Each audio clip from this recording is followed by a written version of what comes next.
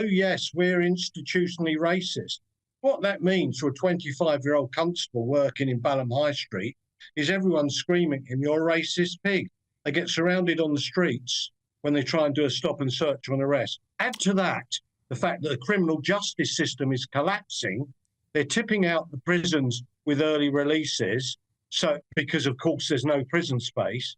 Cases are taking years to get to court. They're getting derisory sentences because there's no room in the prisons. All of that's really demoralising for the police. Join me, Camilla Tominey, every Sunday at 9:30 when I'll be interviewing the key players in British politics and taking them to task. This report basically says that he's not fit to stand trial. With an upcoming election looming over Westminster, now is the time for clear, honest answers. I agree. And that's precisely what I'll get. Is he indecisive? Incompetent? That's the Camilla Tominey Show at 9:30 every Sunday on GB News, the People's Channel, Britain's election channel. GB News is the home of free speech. We were created to champion it, and we deliver it day in, day out. Free speech allows us all to explore and debate openly the issues most important to us, our families, and of course, the British people. Having challenging conversations to enlighten each other. Which is why we hear all sides of the argument. We are the People's Channel. We will always stand by the freedom to express yourself. On TV, radio and online. This is GB News, Britain's news channel.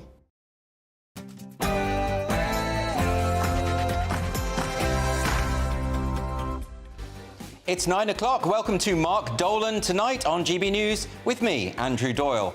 In my big opinion, on Monday, April the 1st, the Scottish Government will enter a new authoritarian era. And no, that's not an April Fool's joke. In the big story, as more arrests take place as pro-Palestine and counter-protesters clash in London, are these a platform for hate speech? Plus, are politicians using religion for political gain? We're going to be speaking to the Reverend Michael Corran, who has accused them of doing just that. And in my take at 10 is the BBC suppressing the truth about gender-affirming care, mislabelling men as women, and failing to safeguard children.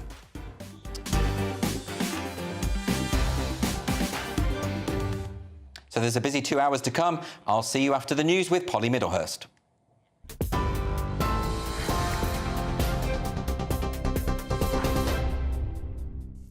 Andrew, thank you, and good evening to you. Well, the top story from the GB Newsroom tonight is that the nationalities of migrants who commit crimes could be published in a table, with ministers saying it'd give the government more power to tighten immigration laws. It's a group of Tory MPs that wants to see statistics on every offender convicted in England and Wales published every year. They say the rules will help the Home Office impose stricter visa and deportation policies for individuals from certain countries. Meanwhile, almost 5,000 migrants have crossed the English Channel so far this year, with Border Force officials escorting around 300 people to Dover today. The Home Office says their French counterparts are facing growing dangers as they attempt to intervene, with police there saying they're experiencing higher levels of violence and disruption on the northern shores of France. The interim DUP leader, Gavin Robinson, has told colleagues the party is not about any one individual, saying it exists to build a better and stronger Northern Ireland. It follows the resignation of Sir Geoffrey Donaldson, who's been charged with historical sexual offences. The Police Service of Northern Ireland has since warned against speculation on social media, saying anything that leads to the identification of victims is a crime and will be treated as such. It's understood Sir Geoffrey's told DUP officials he'll strenuously contest the allegations. In the Netherlands, a hostage situation at a nightclub has ended peacefully. Police arrested a man who was wearing a balaclava after he walked out of the venue, witnesses saying with his hands in the air. Several people were held in the club for a number of hours, but the authorities have confirmed they have now all been safely released. Here at home, the Cambridge rowing team has claimed a double victory, with the men and women winning the historic boat race on the River Thames. The rowers were warned, though, not to jump into the water after winning their events, as is tradition, because of the high levels of E. coli that have been detected in the water. They were also advised to cover up any cuts with waterproof plasters and try to avoid accidentally swallowing any splashes from the river. The men claimed their 5th trophy in 6 years. The women cruised to a 7th straight victory. And just a reminder for you, summer is one step closer, with clocks going forward tonight. The bad news is you will lose an hour of sleep, with the time shifting forward at about 1 o'clock.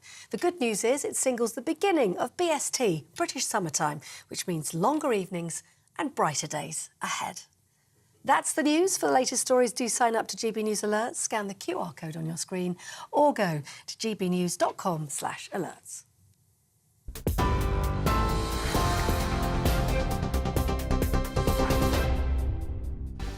Welcome to Mark Dolan tonight. No, you're not hallucinating. It's me, Andrew Doyle. Now, in my big opinion, on Monday, the April the 1st, the Scottish Government is going to be entering a new authoritarian era. That is not an April Fool's joke, unfortunately. And in the big story, as more arrests are taking place as pro-Palestine and counter-protesters clash in London, are these just a platform for hatred? Plus, are politicians using religion for political gain? We're going to be speaking to Reverend Michael Corrin, who's accused them of doing just that. And in my take at 10, is the BBC suppressing the truth about gender-affirming care, mislabeling men as women, and failing to safeguard children? Plus, has Donald Trump overstepped the mark by posting this image of Joe Biden on social media? I'm going to be getting reaction from a top US political commentator who isn't very happy with Trump. And we've got tomorrow's front pages at 10:30 with 3 top pundits who haven't been told what to say and who don't follow the script. Tonight, Joanne Nadler, Christopher Biggins and Lisa McKenzie. And tonight I'll be asking the pundits, is TV comedy a thing of the past? And for health reasons, should we clock out of daylight saving? So it's a big 2 hours to come. We start with my big opinion.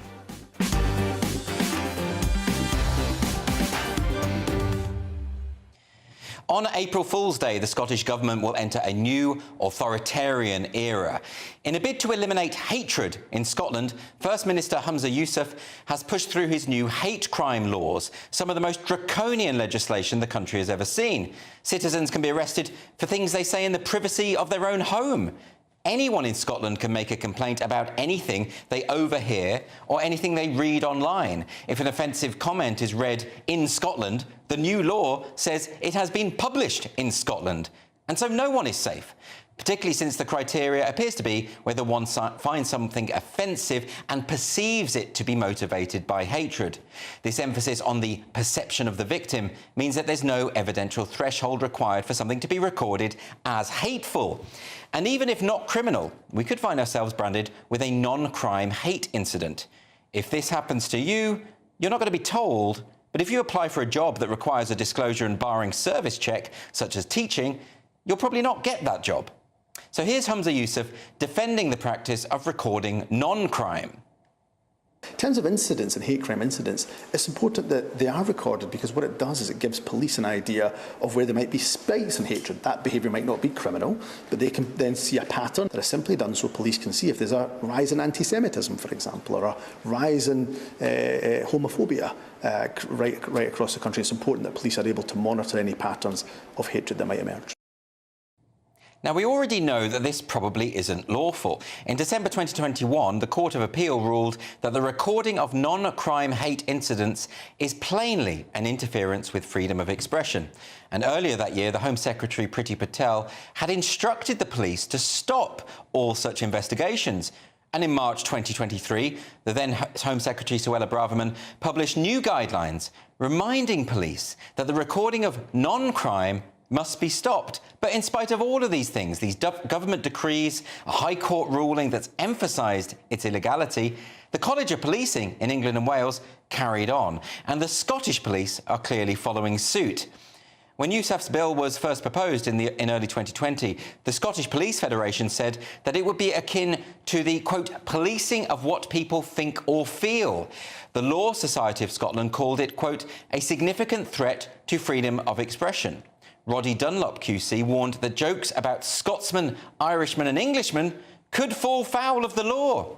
And the SNP are making it very easy for people to snoop on their fellow citizens. They're setting up hate crime reporting centres, which include libraries, a mushroom farm in East Lothian and a sex shop in Glasgow. You can even report someone anonymously. What could possibly go wrong? The police have even created a mascot to promote their new law, a fluffy red hate monster who looks like a reject from Sesame Street. And this really does have to be seen to be believed. He'll make you want to have a go at somebody. A neighbour, somebody on the street, on a night out, security guy on the door, somebody in the chippy, your taxi driver. He'll make you want to vent your anger, just because folk look or act different for you. The hate monster wants you to feel what you need to show you're better than them. Well, I think that tells us an awful lot about the low regard in which the SNP hold the Scottish people. They treat them like children, basically. They think they ought to be coddled and protected from nasty words. Let's not forget, it was the SNP that attempted to assign a state guardian to every single Scottish child through its failed named person scheme. And if they don't trust parents with their own children, why should they trust anyone to speak their minds? And the front cover of the Herald newspaper last week ran with this headline, "Police told to target comics under new hate crime law." So according to leaked training materials, police are to keep an eye on comedians and actors who might violate the section of the new law that covers the public performance of a play. When questioned in Parliament about this aspect of the bill a couple of years ago, Humza Yousaf claimed that it was feasible for the far right to stage a theatrical performance in order to stir up hatred. Now, I don't know any neo-Nazis myself, but I'm pretty sure they're not fans of amateur dramatics. And while the police in Scotland have claimed that they'll not target performers, this seems very much at odds with the training they've been receiving. An article for the BBC News quotes a lawyer claiming that performers and writers must trust to luck that they're not prosecuted, and that the police have pledged to investigate every complaint they receive. Well, thankfully, activists never make vexatious complaints to the police about their ideological opponents in order to silence them.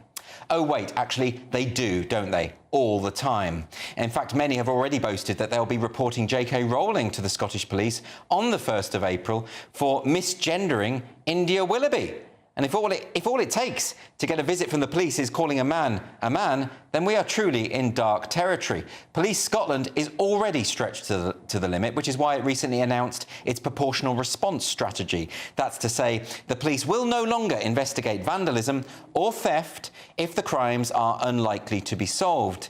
And yet, they will now be expected to investigate every single complaint made simply on the basis of people feeling offended. Now, the truth is that hate speech laws are simply not compatible with the values of a liberal democracy. These are new blasphemy codes, and they will set a precedent for any future government to outlaw certain forms of speech. No government that ever passes hate speech laws has ever been able to successfully define what hate actually means. I mean, I find it hateful and offensive to criminalise citizens for their free speech. And if I complain, will the Scottish police investigate themselves? Or they could start with Humza Yousaf. And who's to say that a future government might not decide that criticism of their policies constitutes hate? When it comes to the statute books, we really don't want such nebulous and subjective ideas. Of course, the Scottish police have a history of authoritarian overreach. In February 2020, a Freedom of Information request by The Times revealed that police in Scotland were keeping a database of objectionable gags posted online. An offensive joke may be reported by someone, a spokesperson said, but not amount to any criminality, so we would log this as a hate incident. In 2016, a tweet by Police Scotland Greater Glasgow, this was also on April Fool's Day, claimed that officers would be knocking on doors if citizens posted anything that was hurtful, illegal, untrue, unkind, or unnecessary. They failed to consider that if all unnecessary tweets were deleted, Twitter would cease to exist. The problem is that Scotland is essentially a one-party state. The SNP retain their stranglehold over the country because a substantial proportion of its citizens desire independence and are willing to overlook the party's myriad failings in all other aspects of governance. But it's becoming increasingly clear that with the SNP in power, genuine independence is the last thing the Scottish people are going to get.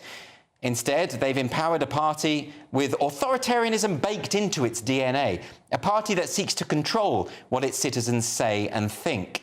This new hate crime law will doubtless be weaponised against people simply for holding opinions that the elite do not like. And even if such complaints don't make it all the way to court, This won't stop the police from invading your privacy, seizing your phones and your computers, and putting you on watch lists that may very well prevent you from getting a job. As many people have noted, the process is the punishment. And given that we know there are many activists within the Scottish police force now emboldened by the state, things are going to get a whole lot worse after this new law comes into effect on April the 1st. So speak freely while you can. You've got a couple of days left, and after that, the police will be cracking down on anyone who knows the difference between men and women and is willing to declare it out loud. To give just one example, although it has become a cliche to cite George Orwell's 1984 in such circumstances, that's only because it is so apposite. The party told you to reject the evidence of your eyes and ears. It was their final, most essential command.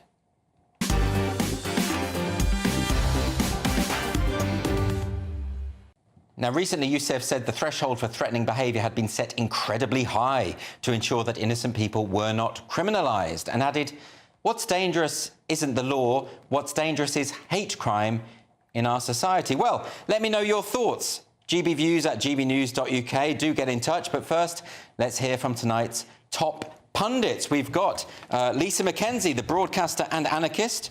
We have Christopher Biggins, actor and TV personality, and Joanne Nadler, political commentator.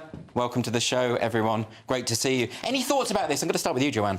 Are you worried about the Scotland's hate crime law? Yeah, I think we should all be very worried about it. I think it's very sinister, it's very chilling, and it just makes you reflect on the fact that we never seem to learn. Yes. I mean, it's really not that many years ago since we were all celebrating the fall of the Berlin Wall. Yes. And everything that seemed to represent for the West, and this great sort of, cry of freedom that we all had.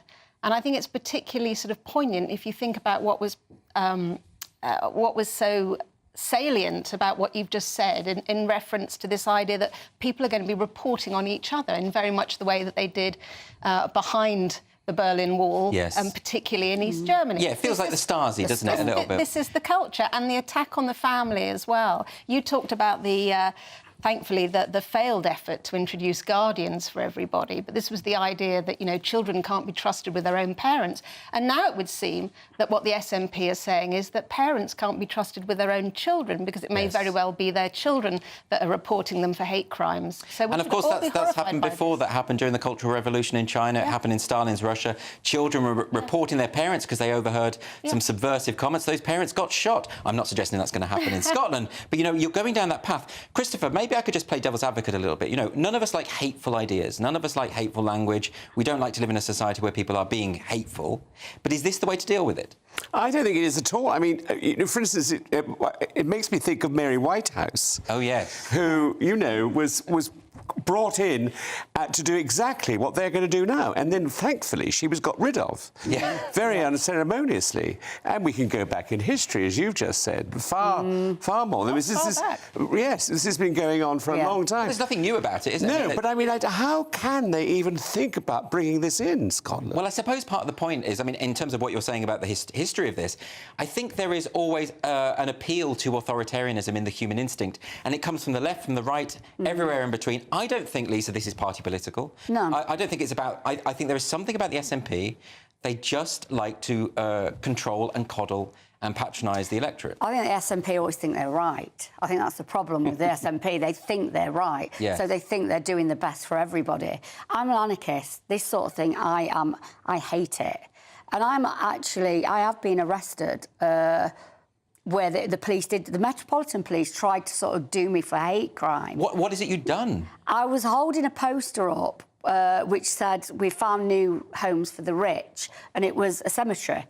And I was arrested for that. So they said, this is very exciting and dramatic, I had no idea. So they thought that you were inciting, the murder of rich people or something? Well, it was actually, the poster was from Oh, What a Lovely War, you know, the cemetery. And what we'd put over the top of it, we were protesting something called the Poor Door. Yes. So there was a building that poor people had to go down the back and the wealthy could go in the front door. So I was protesting there. I had a poster and it said, we found new homes for the rich, and it was just crossers. Right. And I was arrested for that. I mean, that's kind of unbelievable. It's interesting that you mentioned Mary Whitehouse earlier, because, you know, her idea was that, you know, if you put certain words and ideas and even comedy and entertainment could corrupt the masses. That was the theory. It sounds like the SNP have a similar idea that, you know, you have to guard nasty words, but we all hear nasty words. That's part of life, isn't it? Of course we do. And what worries me, it's now affecting all sorts of things like comedy. Yes. Comedy on television. I mean, for instance, Benny Hill couldn't exist today. No. Or Dick Emery. And yet we used to howl with laughter. And it wasn't stirring up hatred then? No, I don't think it was at all. It was great. I was talking to someone today, actually, about Music Hall and Mary Lord. Absolutely. Like Mary Lord. Yeah, well, they tried to censor Music Hall. Obviously, they always hate everything that working class people do. Yeah. They think it's threatening. So they tried to stop the music halls, and they brought Mary Lloyd in, who was a big music hall star, and they said to her, right, sing your song. In the music hall, it was very bawdy, about, you know, very suggestive. When she sung it straight, they didn't have anything to say to it. They was like, oh, right, OK, it's not too bad. Isn't that interesting, Joanne? Like, you know, we're talking about the arts here, and we know from these leaked materials that the police have been trained for circumstances when a comedian might say something offensive. Well, comedians often say things that are all the time. Isn't that the point of comedians? Absolutely. And who decides? I mean, you know, how do the police decide whether a joke is so offensive that it's crossed the line into criminality? It's wholly subjective. I mean, essentially, that's why this is such a dangerous move by the SNP, isn't it? Because, as you say, it's really down to individual interpretation. And I think you mentioned the College of Policing, which seems to have been at the centre of a great deal of what's gone wrong. Well, they introduced the idea of non-crime hate incidents back in the day. They weren't told by the government to do that. No. They just did it themselves. And there's something gone wrong with accountability in this country, that these institutions can essentially kind of rule themselves and introduce things that are sort of borderline, that effectively through the action becomes what's perceived as being the law, even though it's not the law. But the police are under such stress anyway now. They can't go around saying, you know, this is terrible, I'm going to arrest you for 12 years. It's impossible. Well, that's what I was saying about, you know, they've already declared they're not going to bother with a lot of theft, a lot of vandalism, because they just don't have the resources. But there's much more important to do things about theft. Could you imagine two neighbours? They're decriminalising things, aren't they? That we've that we've considered to be crimes, and then they're appointing in their place other things which aren't even considered to be crimes by the law. Yes. Which we're now supposed to just assume effectively are as good as a crime. I mean, very finally, Lisa, because you're suggesting there that certain people might weaponise this law. Of course they will. They do it already. They complain. You know, people use the police now. When I was a kid, you didn't. In my community, don't phone the police because they're coming to look at you. Yes. Now people phone the police on each other. And can I also say, when this comes in, I'm going to complain to the Scottish police. I'm going to make a complaint about them and their hate crime towards white working class men that they have said are more likely to have a hate monster. Yeah, no, they said that on the hate monster section of their website. They did since delete those comments, but they were there. But they were there. So if I say something that they think is hateful, but I delete them, is that all right? Well, we shall see. I mean, all of this is going to be tested, isn't it? It's going to be fascinating. I'm actually performing... April the 1st. Well, I'm performing stand-up in Edinburgh on April the 1st. You are? So we'll see whether I get arrested. If I'm not here next week, that'll be why. Anyway, that's all we've got time for in this section, but lots more coming up. Please don't go anywhere.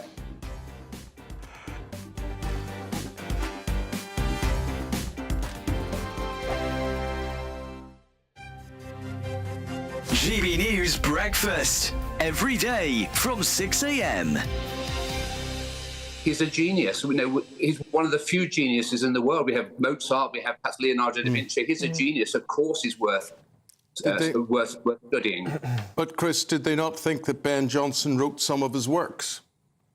Well, that's interesting, isn't it? Some people say that. There's lots of people out there who will question who wrote the plays. What's really important, of course, is the quality of the writing. And can I just add, I have some sympathy for my opponent in this debate, because I'm afraid he's going to have to justify something which many people will disagree with. But good luck to him. But I think we all know Shakespeare was a genius. I'm sure my let's friend hear from Ryan. Well. This is Ryan Mark Parsons, who's a former star of The Apprentice.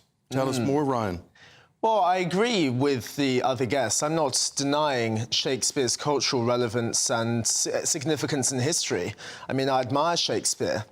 But I guess in terms of his relevance, if you were to define relevance, the Oxford Dictionary says it's appropriate to the time, context and circumstances.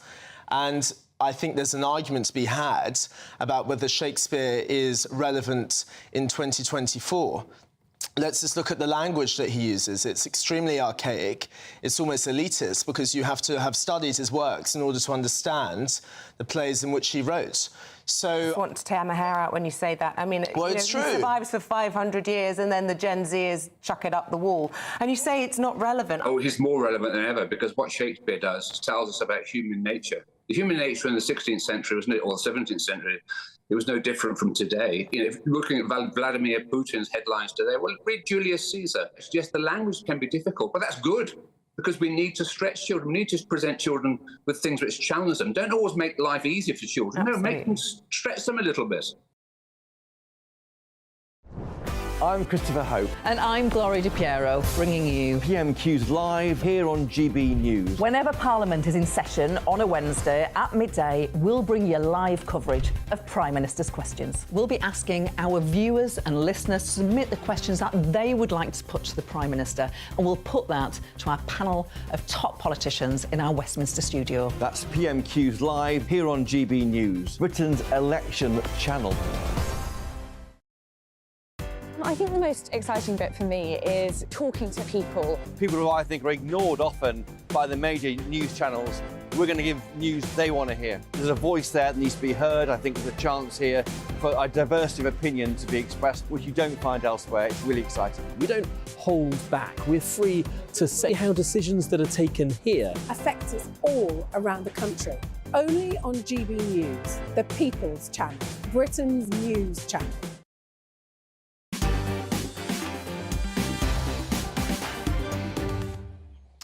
This is Mark Dolan tonight on GB News with me, Andrew Doyle, standing in tonight. Let's get to some of your emails first. So this one's coming from Sue. Sue says, could this mean that Scottish people will try to claim asylum in England as living in Scotland is unsafe? It's an interesting concept, but remember, even if you're not in Scotland, you can still be reported if someone reads something offensive that you've posted in Scotland. Very strange. Richard is saying, how can the Scots go so wrong in 2024? Very good question. Edinburgh's the home of the Enlightenment. So what's gone on there? Scotland is now North Korea. Terrifying. So that's Mark's view. And another Mark says, this bill is as dangerous as you pointed out. I was brought up in a tough environment where you learn to deal with anything offensive yourself. We all managed and would never have gone whining to the police. What a wimpish society we're creating. This bill will create mayhem. It's interesting, isn't it? I understand that people can be upset and offended. I get offended by various things, but running off to the police to try and get people silenced, I think that's probably a step too far, isn't it?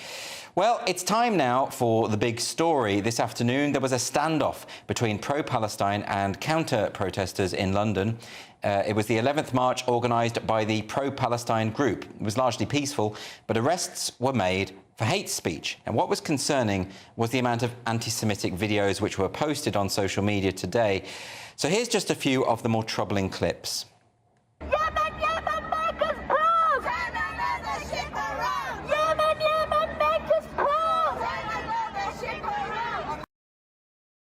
I fully support Hamas. They resisted the occupation. I fully support Hamas. They resisted the occupation. Here in Britain, look at this. Right, take a picture of that. Who controls Britain? It's the Jewish people that control the Britain. 40% of the MPs are Jewish, and that's why these police are under there. So are the pro-Palestine marches a platform for hate? Joining me now is the founder and director of Faith Matters, Fiaz Magal. Fiaz, thanks so much for joining us tonight. Really appreciate it. Now, you saw some of the clips there. There's some very disturbing footage there. Someone suggesting that Jews run the country. Another suggesting that Hamas are worthy of support. Now, do you think this is just a few bad apples, or do you think there's a problem within the movement itself? Well, I think there are some issues around elements of the movement. Clearly, this is not to say all of the protesters, very clear about that, but there are these threads that come through in these demonstrations where you have individuals coming and popping up, saying they support Hamas. So I think there is something around individuals being drawn who support Hamas to these kind of demonstrations. The second thing to say is also, again, I'm a libertarian by nature. The fact is, people can demonstrate and they have every right to demonstrate. The key thing here, though, is we've seen placards, we've seen symbols, we've seen language that makes our British Jewish communities feel scared and makes our British Jewish communities also report in. You're talking about hate crime, but actually report in anti-Semitic incidences that make or generate fear within large sections of our British Jewish community. So these things are unacceptable. Now, I do want to emphasise a point you mentioned there, which is I would not for a second want to smear all of the people who are attending these marches. I'm sure that the majority of people there would find those kind of things abhorrent. I'm sure the majority of people there are genuinely concerned and upset by the distressing images we've seen in Gaza and the death of civilians. I think that's absolutely clear. But what worries me, though, is when you have elements of the marches where they are making statements like they support Hamas, why aren't the other people there addressing that, shutting that down, saying, no, you shouldn't be saying that here? You know, I feel that sometimes that's evidence there's at least complacency from a lot of the people there when it comes to this stuff. Would that be a fair comment? That would be a fair comment. Look, the fact of the matter is now it's been, maybe 4.5 months that support for Hamas has been made criminal. People are well aware now and should be well aware that it is a criminal offence. That's a starting point. Let's start with the criminality element. The second point is if they have any decency and they hear that, is to shut it down, because actually it's unacceptable. It's unacceptable for the sake that our British Jewish communities feel so threatened by the language. It's unacceptable because Hamas invaded Israel on the 7th of October and carried out mass atrocities. These things are not on. You know, you can demonstrate, absolutely, but we need people to be also shutting these kind of comments straight down by actually saying, look, you either leave the demonstration right now and/or I will report you to the police. That's the way to tackle these individuals and not just allow them to voice their toxic support for Hamas. Wouldn't it be maybe a strategically progressive move for some of the main figures within the pro-Palestine protest movement to make sure that in these marches they are openly denouncing Hamas? I mean, Hamas, I would argue, are the worst thing to have ever happened to the Palestinian population. You know, why are they not coming out and saying, we denounce Hamas, we denounce what took place on October the 7th, and start from that position? Well, I think that's a fair point. You know, they can put a public statement out, whether it's on a website or in the public domain using social media platforms. They need to put a statement out, I believe, because, you know, the legitimate protests about what's happening in Gaza need to be, in a way, marked out from those who keep quiet about this kind of, in a way, insidious, I would say, underlying support for some of the violent tendencies, i.e. support for Hamas. There needs to be a clear demarcation for those peaceful protesters who want to protest, and actually, I would say, somewhat a silent nature of the demonstrators who allow for this kind of behaviour and comments to carry on.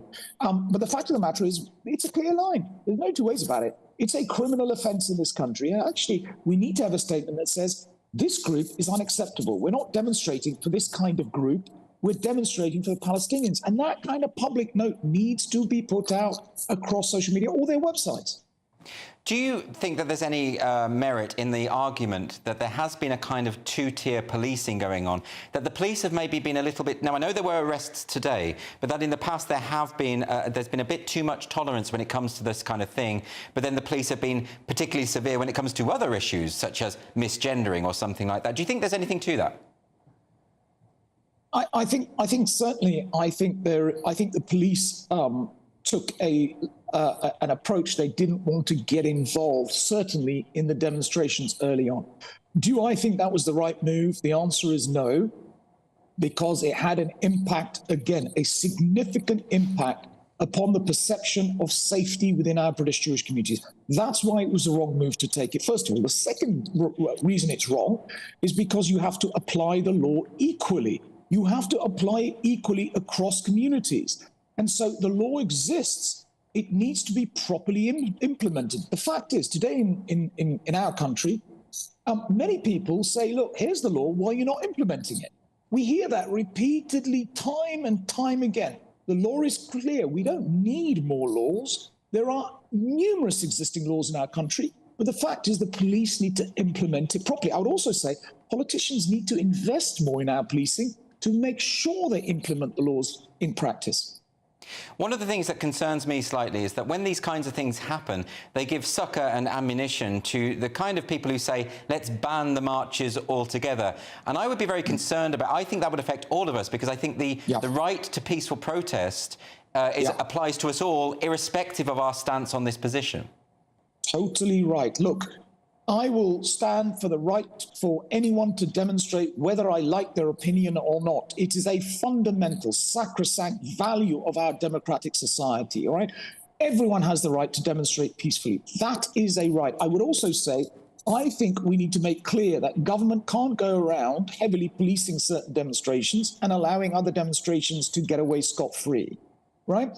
And I go back to the point. The applicability of the law needs to be equal, but it must not transcend the individual right to protest in our country. That is a fundamental, sacrosanct nature of the value of our country. Well, it's a fascinating topic, and I'm sure we'll see further developments as we go on. Well, Faiz Mughal, thank you so much for joining me tonight. Pleasure.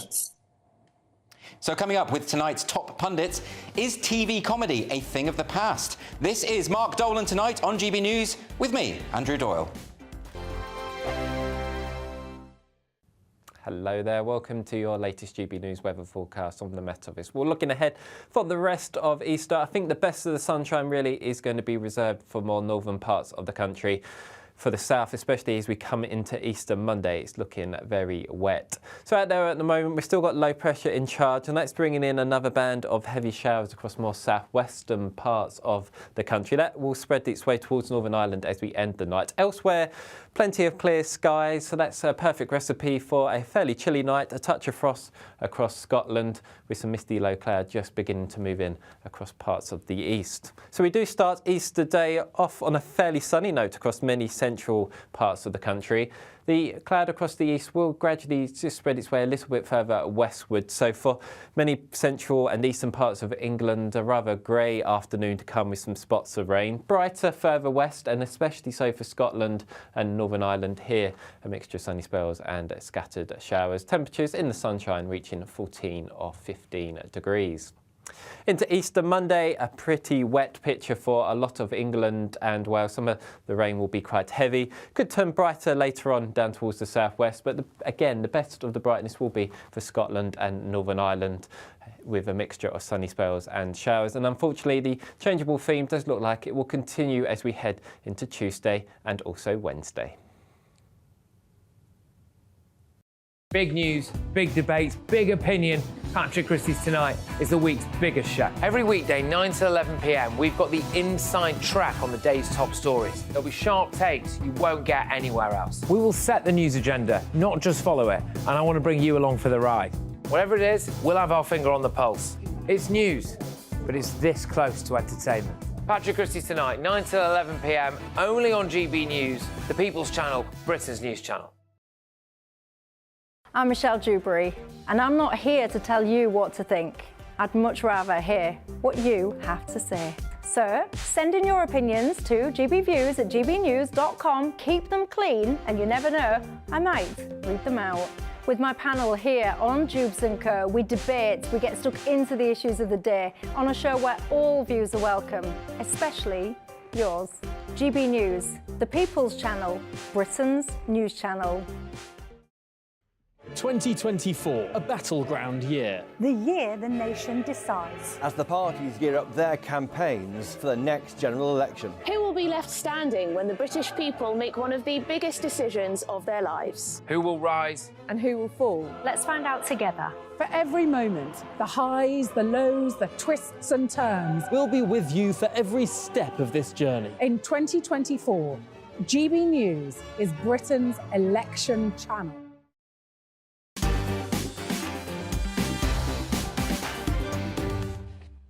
This is Mark Dolan tonight with me, Andrew Doyle. Let's get on to some of your emails. So Earl says, Andrew, why aren't parents arrested for filling their children with hate? There was a child shouting abuse through a megaphone. That was the footage that we saw earlier. Interesting question. Mark says those young boys shouting like that at the demonstrations are a future danger to this country and our future democracy. Yeah, it's very disturbing when you see children calling out support for the Houthi rebels. It does suggest that that's not really coming from them. It's perhaps coming from some older people who have some influence there, I would suggest. Last of all, we've got this from Kathy. Kathy says, we are now in the 6th month of these marches. Every single week, the Jewish community has been telling us that these marches are anti-Semitic on so many levels and that they are fearful. Therefore, anyone still willing and eager to attend these marches are more than happy to make the Jewish community feel uncomfortable. I mean, I would argue that I think a lot of the people there don't want to do that, but I think there's a significant number who do, and that's really the problem there, and they're being tolerated a bit too much, in my view. But anyway, is TV comedy a thing of the past? So a new report by Ampere Analysis shows there was a 41% drop in the number of new comedy shows ordered last year by the BBC, and even established shows are being axed. The BBC's popular sitcom Motherland is on the way out, despite winning a BAFTA in 2022. Now, one of my pundits tonight has been and is the star of TV comedy. Here's an example of him in action. Hey, lukewarm. Make a bit of commotion when I get up near the cupboard, will you? What for? You're not going to escape, are you? It's a good lunch today. We've got jelly.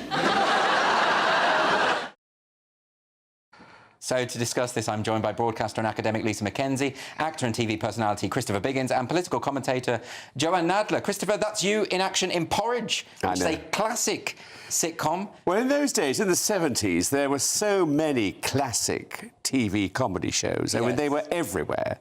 I mean, you know, Fawlty Towers, some others do have them. What? The Good Life? The Good Life, which was fantastic. Step you know, Toe. and comedy was rife. What was the Step Toe? Yes. I loved that. But you were in Porridge, of course. I mean, that was such a brilliant show. It was. I mean, Ronnie Barker and the wonderful Richard Beckinsale, who you showed that minute a few minutes ago. I mean, he would have been a huge star if he hadn't died. He was a star anyway, but he would have conquered the world. Absolutely. But what I don't understand, though, Christopher, is that, you know, whenever the BBC compiles a list of its greatest ever comedies and says, look at the great things we've made, and I think that's true, but they're all about 30 years old at least. You know, they haven't really done it recently. Is that just people like us getting older and thinking, you know, oh, comedy's not as good as it used to be? Or is it the case that they're just not giving us the good? No, comedy in those days was gold. Yeah. I mean, it was absolutely fantastic. And it was on every single night, all different shows, and they were wonderful. Morecambe and Wise. You know, everything about comedy in those days. I find it difficult nowadays to find anything on television that is supposed to be funny. So, Lisa, is it just the case that, you know, maybe we're getting older and we don't get the humour of the kids? Well, look, I'm going to come at this from a class point of view. Yeah. In the 70s, in the 60s, 70s, 50s, 60s and 70s, actually, working class writers were getting a chance and they were coming through.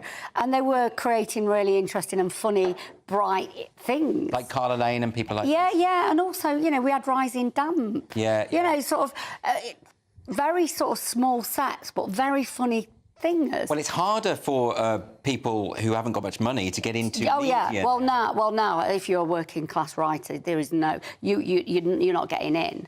Although, so I would say that there's been a few recently. I don't know if you saw. Is it Daisy May Cooper? They did. Was it Brothers? With her brother. Yeah, that was funny. That was really good. It was sort of like a sort of office-style fly-on-the-wall thing. On a councillor's day, wasn't it? There's a few things coming in here and there, but I think, as Christopher says, not with the regularity of what we once had. Well, I don't watch the BBC and laugh much. No. Or if you do, it's for the wrong reasons. Joanne, what do you think about all of this? I think we've got such a changed culture in terms of how we watch the television. So all the shows that we were reflecting on were shows that you sort of sat down and watched with your whole family, essentially. Yes. And it was sort of, water cooler moments of television, if you like. And also we used to get... You know, now, because we're sort of post-social media, everybody watches their own thing, don't they? Yes. In those days, we used to get that niche marketing as 20 million viewers we used to get. Now they're thrilled, TV company, if it gets 2. So this might be part of it, might it? That, you know, like back then, if there was a show like Porridge on, everyone saw it. Absolutely. So they would all talk about it the next day, and it became like a phenomenon. Exactly. And It's called This Country. That's what it was. And I thought that was really good. Yes. And again, it was written by and from and for a particular audience. Well, maybe another thing that's happening is a lot of younger comedians are really using the internet to get their stuff out there. YouTube. And YouTube. And in a way, you don't need Channel 4 or ITV or all these other channels. You can do it yourself. Yeah. And TikTok as well is full of comedy. I'm not on TikTok, but apparently I feel like I'm too old for it and I can't dance. But apparently it's all over the place. I don't know Comedic sitcom. sketches. I mean, the idea of the sitcom as it's a particular narrative art form. Yes. I mean, it is quite a challenge to produce it, isn't it? Yes. It's just, you know, doing a piece to camera on TikTok or on YouTube it's or a whatever. different thing. Yeah. One person can do that by themselves, and that's really liberating. But it's a whole different thing. Yes. But I think storytelling, I'm a big champion of storytelling, and storytelling needs time and it needs space. And I think that's what the BBC, and character development. Yes. And that's what they're not doing. They're not allowing stories to breathe. I mean, Blackadder, in its first series, was a complete flop. Yes. But they gave it some time. That's an interesting point as well, just giving things a chance. Yeah, giving giving it a people the chance. chance to flourish a little bit. Christopher, did you prefer acting in comedy, or do you like doing the drama just as much? Well, I mean, I love doing that. I mean, I've done some wonderful drama things, like Poldark, playing the sex-crazed vicar, which I adored, playing Nero in I, Claudius. I mean, all that's wonderful. But comedy is marvellous because you get that wonderful reaction of people laughing. Yeah. And, you know, what was interesting in a situation comedy, it was a six-day thing. You used to go in on the Tuesday, you would then go in on every day, Tuesday, Wednesday, Thursday, Friday, and Saturday you'd have a rehearsal with all the technicians, and Sunday you'd go into the studio and you'd record it in front of a live audience. Yes. Now, I don't think that happens anymore. Not very much. I mean, there's a few shows that still stick with the live audience thing, but people say it's quite dated. I actually love the live audience thing because it feels like you're part of it when you're watching. Absolutely. In America, you know, they'll do, for one episode, they'll perhaps do 4 or 5 recordings with a live audience to see which is the best and take the best bits out. I mean, they used to with Mrs. Brown's Boys, didn't they? But it was very snobby around that. Yes. The middle class hated Mrs. Brown's Boys, but actually the live shows, people used to love going to. Well, also them. with Mrs. Brown's Boys, they're deliberately harking back to that style of sitcom. Yeah. You know, where you have the live audience there. But it is more exhilarating, I think, from an audience perspective, isn't it? When you've got the laughter, when you feel like you're part of something that's going on. Do you know, I've not ever been to a recording of a sitcom, though, a live recording. Right. I suppose not going out would probably be the... Yeah, that would be another one. That would be the current one that's still successful, and they occasionally do a live performance, They don't do. they? I think it's special. I think people misunderstand how difficult comedy is, in particular, because with comedy, as you say, you're eliciting a response. You know, if you do a drama and no one's responding, it's OK, you can plug on. But if people aren't laughing, then it's a death. Well, they call it a death. Also, it's terrifying to do a show, a 30-minute show, in a week. Yes. You know, I mean, Ronnie Barker was wonderful because he would purposely dry at the beginning of the show in order to relax everybody, because everybody was so tense. You know, that was one of his techniques. That was one of his techniques, and it was brilliant because we did relax because the star of the show had made a faux pas, you know, and didn't get his lines right. It was brilliant. That's a really great thing. I didn't know about that. Yeah. OK, well, coming up, are politicians using religion for political gain? We're going to be speaking to the Reverend Michael Corrin, who has accused them of doing just that. This is Mark Dolan tonight on GB News with me, Andrew Doyle.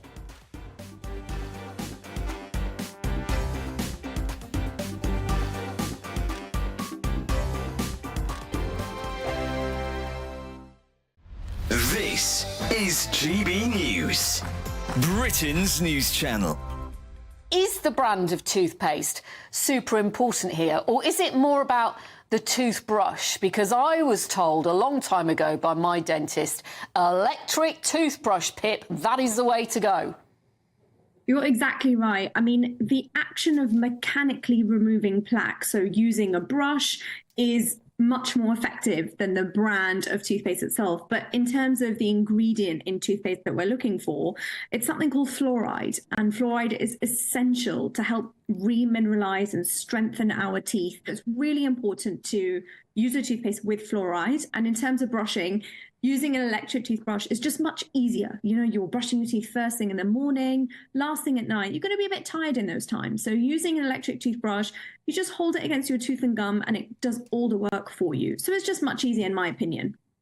But you have to use your electric toothbrush properly. You're exactly right. Yeah, there is a technique of actually brushing your teeth, although it sounds really simple. With an electric toothbrush, you have to hold it against the tooth and the gum. Ideally, you want a pressure sensor in that toothbrush so you know exactly when you're pressing too hard. But if you're using a manual toothbrush, you need to move it around and small circular motions. But actually what I see is people who use manual toothbrushes, they tend to over scrub and over brush, which can actually lead to gum recession and your enamel thinning long term. Sometimes I will get up in the morning and I will have breakfast and then I'll brush my teeth. Is that wrong? Unfortunately, that's wrong. So the best time to brush your teeth is first thing in the morning, as soon as you wake up. If you're brushing after you eat and after breakfast, you're brushing your teeth in that weakened acidic state. So your teeth are actually under attack and they're much more vulnerable. Join me, Camilla Tominey, every Sunday at 9:30 when I'll be interviewing the key players in British politics and taking them to task. And this report basically says that he's not fit to stand trial. With an upcoming election looming over Westminster, now is the time for clear, honest answers. I agree. And that's precisely what I'll get. Is he indecisive? Incompetent? That's the Camilla Tominey Show at 9:30 every Sunday on GB News, the People's Channel, Britain's election channel. Big news, big debates, big opinion. Patrick Christie's Tonight is the week's biggest show. Every weekday, 9 to 11 p.m, we've got the inside track on the day's top stories. There'll be sharp takes you won't get anywhere else. We will set the news agenda, not just follow it, and I want to bring you along for the ride. Whatever it is, we'll have our finger on the pulse. It's news, but it's this close to entertainment. Patrick Christie's Tonight, 9 to 11 p.m, only on GB News, the People's Channel, Britain's news channel.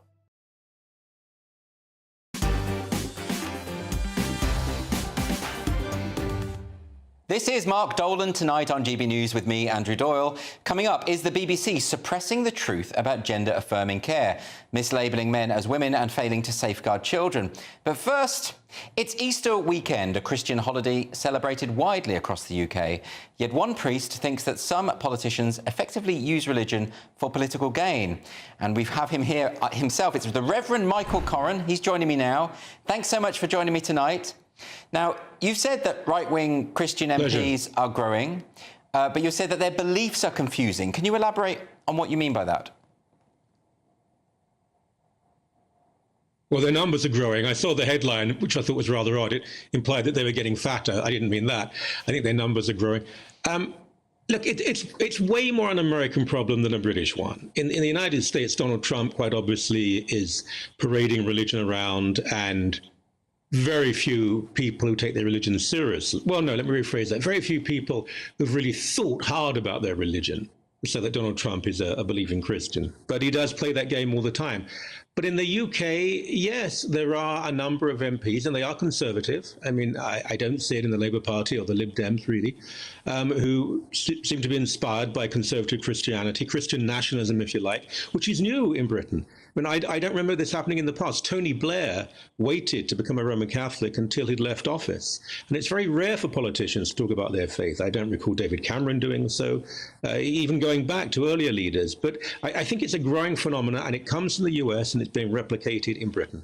I mean, I wonder about that, because you might recall when Tim Farron was very open about his religious beliefs, his Christian values, and his views on homosexuality as a kind of sinful method of behaviour. Do you think so? But he got pilloried for that, didn't he? So maybe it's something about the British electorate. We don't like people of faith or people who are too overt about their faith in charge. Is that because we want this strict separation of church and state? Well, it's a good question. It's ironic, isn't it? Because actually Britain doesn't have a separation of church and state. The US does, officially, although in the United States, if a presidential candidate said they were an atheist, I don't think they could ever be elected president. But in Britain, there is no separation. But you're right with Tim Farron and, what was it, Kate Forbes and the SNP. And I don't think they were treated very well. Now, if their views are, if they are opposed to equal marriage and blessing same-sex couples, stand by them. The problem with Farron and Forbes is that they weren't sure what to say in public. I think if they would have been bolder, they would have actually done better. But yeah, there can be, and some politicians have written about this, actually. Michael Gove, one in particular. They've said that Christians are treated unfairly in the public square, and that's probably true as well. I mean, you know as well as I do that most other religions, if an MP said, or if a politician said, I'm Muslim, I'm Jewish, I'm Hindu, people would be nervous of criticizing. But if you say you're Christian, it does seem to be that you will automatically be criticized, particularly on certain issues. Not so much your faith in Christ, but your political views on women's reproductive rights, equal marriage, things like that. Because you're a Christian, where do you stand on those? So it's not a level playing field. So what about when it comes to America? I mean, as you say, it's very unlikely that anyone who proclaims himself to be an atheist, for instance, would ever be elected to the White House. But do you think, therefore, that this encourages a kind of inauthenticity, that candidates are therefore proclaiming their love for Jesus Christ when they really don't mean it at all? Yeah, I do. Look, without being party political, Donald Trump was very much indifferent to most of these social issues before he ran for office. He's a man of a very checkered past, and I find it difficult to believe, I'm not here to judge, but I find it difficult to believe that Donald Trump is a believing Christian. Barack Obama, on the other hand, who was criticized by the Christian right, was actually is a very devout believer. I think that I wouldn't say the same for all Democrats, but that was certainly the case with him. But with Trump, he has so politicized Christianity. Now, there are conservative Christians who say, I don't believe Trump is a Christian, but he enables Christians to flourish. They compare him to leaders of the past, like Constantine in Rome and so on. He's changed the Supreme Court. He's made it better for Christians, even though he might not be one himself. But many voters in the US, I can assure you, are convinced that Donald Trump is a devout Christian. And it becomes ludicrous after a while because his personal behavior, the way he treats others, the way he regards opponents, the way he talks about people, that's not really very Christian, is it? Well, can I ask you, I mean, is it even really possible to be the head of a nation and a party that is so invested in capitalism when the teaching of Jesus is quite clear about rich men and their likelihood of them entering the kingdom of heaven? Doesn't he quite unambiguously say you have to give all your money away? My golly, I didn't know I'd be able to talk about this on this station, but, well, I wouldn't say it's unambiguous, but he does say to a young man who says, what must I do to be a real believer? Sell everything and give it to the poor. Now, I don't think Jesus was telling everyone to do that. But what he was trying to say, I think, is if you're rooted to this life by money, wealth and power and ambition, then it's very hard to be a real believer. But yet he was quite socialistic. He did hang out with people who are on the margins. I'm sorry, we're going to have to cut out there, unfortunately, but thank you for joining me. But thanks very much. Coming up in the 10 o'clock, tomorrow's papers, hot off the press. That warm feeling inside from Boxed Boilers, sponsors of weather on GB News. Hello there, welcome to your latest GB News weather forecast on the Met Office. We're looking ahead for the rest of Easter. I think the best of the sunshine really is going to be reserved for more northern parts of the country. For the south, especially as we come into Easter Monday, it's looking very wet. So out there at the moment, we've still got low pressure in charge, and that's bringing in another band of heavy showers across more southwestern parts of the country. That will spread its way towards Northern Ireland as we end the night. Elsewhere, plenty of clear skies, so that's a perfect recipe for a fairly chilly night. A touch of frost across Scotland with some misty low cloud just beginning to move in across parts of the east. So we do start Easter Day off on a fairly sunny note across many central parts of the country. The cloud across the east will gradually just spread its way a little bit further westward. So for many central and eastern parts of England, a rather grey afternoon to come with some spots of rain. Brighter further west, and especially so for Scotland and Northern Ireland here. A mixture of sunny spells and scattered showers. Temperatures in the sunshine reaching 14 or 15 degrees. Into Easter Monday, a pretty wet picture for a lot of England and Wales. Some of the rain will be quite heavy. Could turn brighter later on down towards the southwest, but again, the best of the brightness will be for Scotland and Northern Ireland, with a mixture of sunny spells and showers. And unfortunately, the changeable theme does look like it will continue as we head into Tuesday and also Wednesday. Looks like things are heating up. Boxed boilers, sponsors of weather on GB News. I'm Patrick Christys. This is GB News, the People's Channel, Britain's news channel.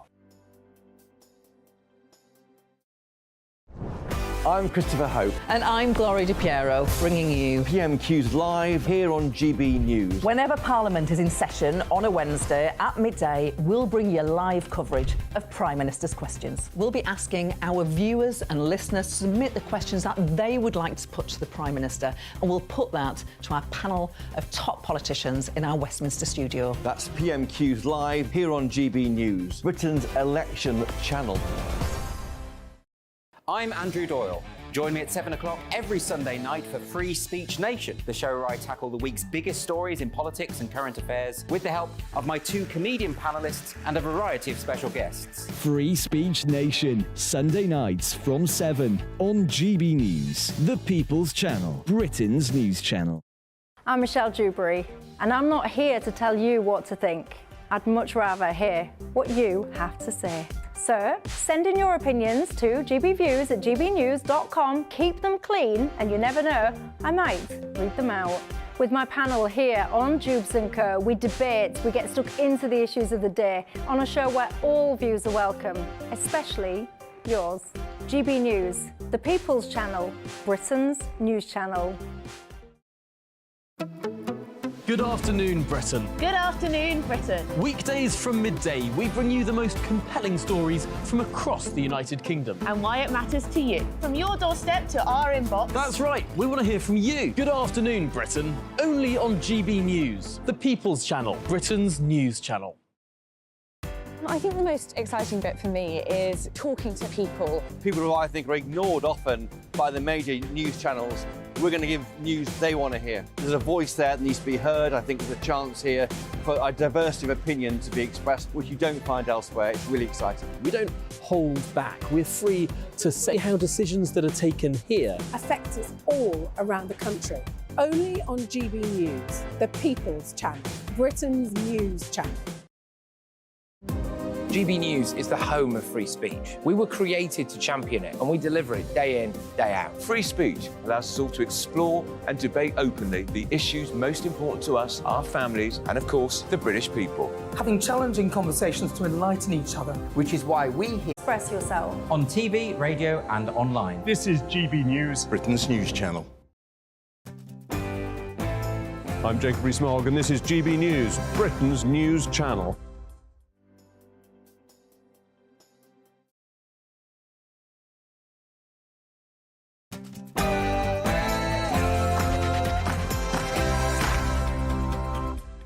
It's 10 o'clock on television, on radio and online in the United Kingdom and across the world. This is Mark Dolan Tonight with Andrew Doyle.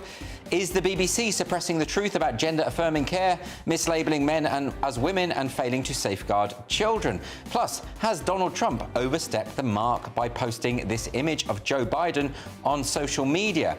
I'm going to be getting a reaction from a top US political commentator who's really not very happy with Trump.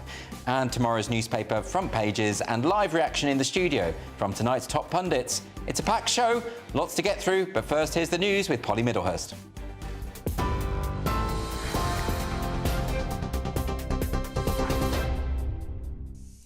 Andrew, thank you, and good evening to you. Well, the top story from the GB Newsroom tonight is that the nationalities of migrants who commit crimes could be published in table form, with ministers saying it would give the government more power to tighten immigration law. A group of Tory MPs wants to see statistics on every offender convicted in England and Wales published annually. They say the rules will help the Home Office impose stricter visa and deportation policies for individuals from certain countries. Meanwhile, almost 5,000 migrants have crossed the Channel so far this year, with Border Force officials escorting around 300 people to Dover today. The Home Office says French counterparts are facing growing dangers as they attempt to intervene, with police there saying they're experiencing higher levels of violence and disruption on France's northern beaches. New video has been released to show the inside of the ship that hit a Baltimore bridge, causing it to collapse into the river. The footage released by the National Transport Safety Board in the United States is one of the first glimpses inside the vessel which collided with the Francis Scott Key Bridge on Tuesday. It shows investigators inside the shipping container vessel inspecting the damage and trying to download the ship's data as well. The enormous wreckage remains in port, one of the busiest ports in the eastern United States, which is now closed indefinitely. Here in the UK, the Cambridge rowing team has claimed a double victory, with the men and women winning the historic boat race on the River Thames. But the victory has been rather overshadowed by pollution in the Thames. The rowers were warned not to jump into the water after winning their event, as is tradition, because of the high levels of E. coli that have been detected in the water. Oxford rower Leonard Jenkins said he didn't want to take anything away from Cambridge's victory, but that he and other crew members had been very ill, with some vomiting before the race, and they didn't have much to give. The men claimed their 5th trophy, though, in 6 years, while the women cruised to a 7th straight victory for Cambridge. Let's bring you some breaking news on that story. We understand from the Metropolitan Police in the last 20 minutes or so that officers have arrested 4 people who are suspected of planning to disrupt the boat race. The Met Police saying they were aware protesters may have been seeking to take action to cause disruption, but were able to intervene and take swift action. That news just through to us in the last 20 minutes. Any more detail on it, of course, we'll bring that to you. Now, bad news if you're a Magnum fan. The ice creams are being recalled over fears they may contain some metal. The manufacturer of the ice creams, Unilever, says the precautionary measure follows internal safety checks. Products sold in packs of 3 are now being recalled, with the warning linked to 5 particular batches, with a best before date on the 25th of November. The company has apologised to customers and says no other Magnum products are affected. Summer is one step closer. Clocks are going forward tonight, so don't forget to reset your alarms. The bad news is, though, you will lose an hour of sleep, but the time shifts forward at 1 o'clock. The good news, though, it signals the beginning of British summertime, BST, which means, of course, longer evenings and brighter days ahead. That's the news. For the latest stories, do sign up to GB News Alerts, scan the QR code on your screen, or go to gbnews.com/alerts.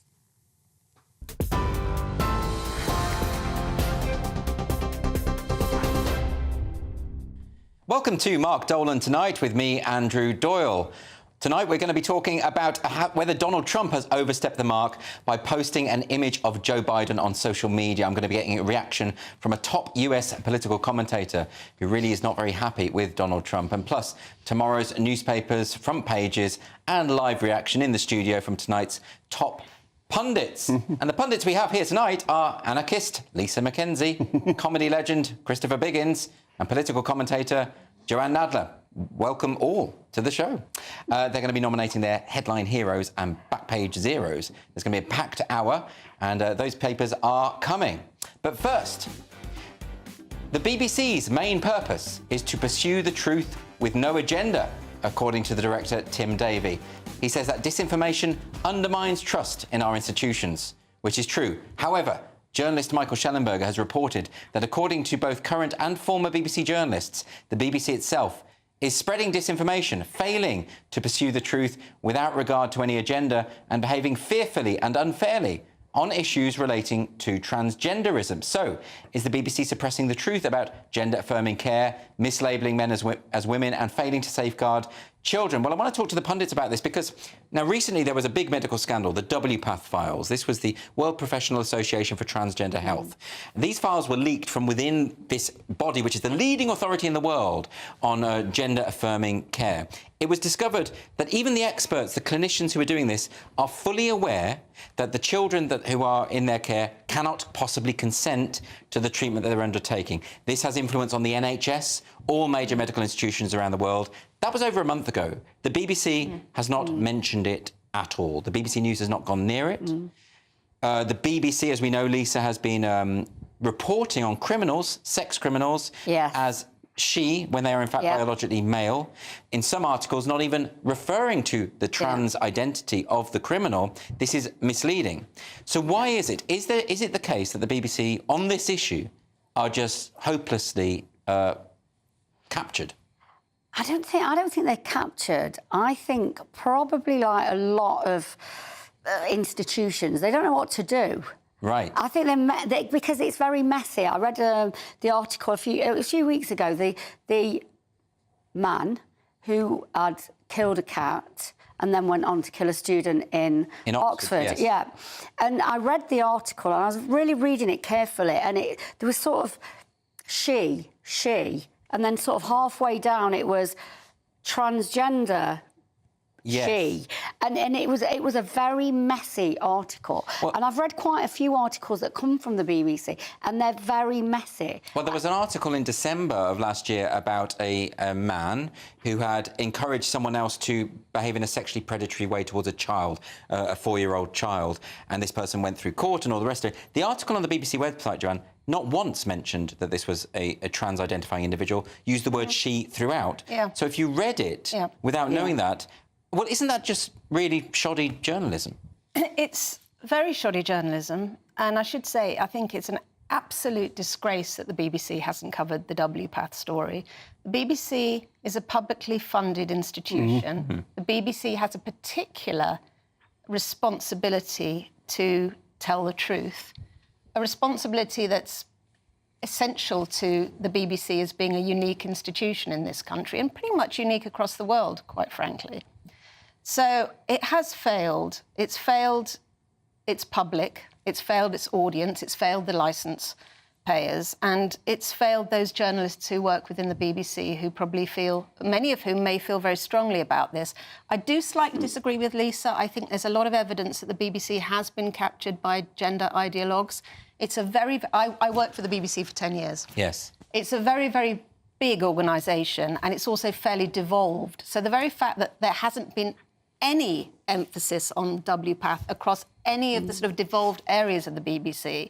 You know, Newsnight is different to, various other programmes on the television. You've got regional programmes for news, you've got radio, all of whom will have their own editors. But no one's mentioned it. And what I'm saying, no one's mentioned it. Now, is that because I know that there's a LGBT plus group within the BBC? Do they get the power to veto certain stories? I mean, I have to be honest, I did email the BBC 3 times to ask why they haven't covered this specifically, because I wanted to cover this on GB News, and they've just ignored my messages. So I'm just interested. Christopher, do you think... I mean, obviously, the BBC strives to be politically impartial. I actually think they do a pretty good job when it comes to party politics, you know, Labour versus Conservative. Yeah, I think that's a hard line to tread, and I think they do. But I think when it comes to ideology, the idea of gender identity ideology, for instance, they really have messed this up. They really have, and you're absolutely right. I mean, politically, they do cover things, which is great. Now, I'm the oldest person on this panel, and we never ever had anything like this years and years ago. I mean, it was never even mentioned. I mean, and we knew there were certain people who were a little odd in Salisbury, where I was brought up, who, you know, but we didn't know quite what, but it was a minority. Now, this whole business of his, her, who, them, what is, I think, ridiculous. And I just think it's not right. Well, perhaps, you know, there's a case, you know, I've known people who identify as the opposite sex for many, many years, and, you know, in those circumstances, in personal circles, you might use the pronouns that they prefer to use. But we're talking about sex criminals, rapists, paedophiles being reported on the news, and the BBC can't bring themselves to correctly identify the sex of the perpetrator. That's a different thing. And also, it's confusing. It is, as you said earlier. Hugely confusing. Hugely confusing. So someone is referred to as him, and it's a her. Or whatever. They don't tend to... They tend to do it more with trans-identifying women, don't they? That's where it really sort of starts to be stark. Yes. And I being around sort of political circles for a long time, I do think that in all political circles, this is an issue that people don't feel safe around. Yeah. Because they don't know what to say. They don't want to... No one wants to really... no one wants to upset people and offend them. I don't mind upsetting rapists and paedophiles. No, but do you know what I mean? In your everyday life, you don't go out in life to sort of misgender someone or whatever. So people, I think, are careful around this. And I think a lot of the institutions... I work at a university. Again, I think that it is... I think they're finding it very difficult and complicated. I get emails all the time saying, please put your pronouns in your email address because it will help. And I'm thinking, well, it doesn't help, really, and hardly anyone does it. Who is helping it, then? The problem with that, just to come on that point, Joanne, when you are asked to declare your pronouns, put it on an email, aren't you effectively being asked to declare fealty to a belief system? That's exactly what you're being asked to do, and which is why I do think that the BBC has a lot of questions to answer on this, because, as I say, they haven't covered this huge story. By any standards, it's a huge story. And it's a story that you would imagine would actually be pertinent to a lot of the people the BBC wants to attract, i.e. younger people.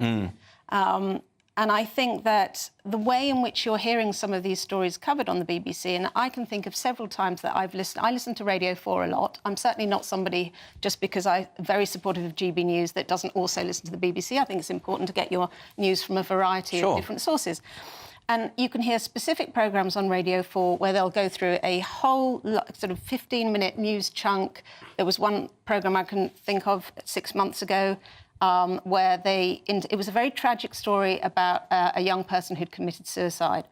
And it wasn't really mentioned until pretty much the very end of the way this story was covered, that this had been a child who had been very confused about their gender and had chosen to reassign their gender.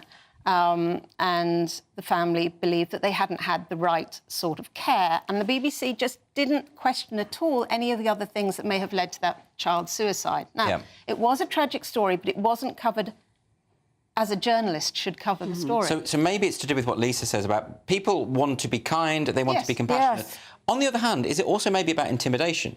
You know, we've seen the way that these activists behave. They send death threats to J.K. Rowling, rape threats. No one wants to be at the centre of that kind of attention.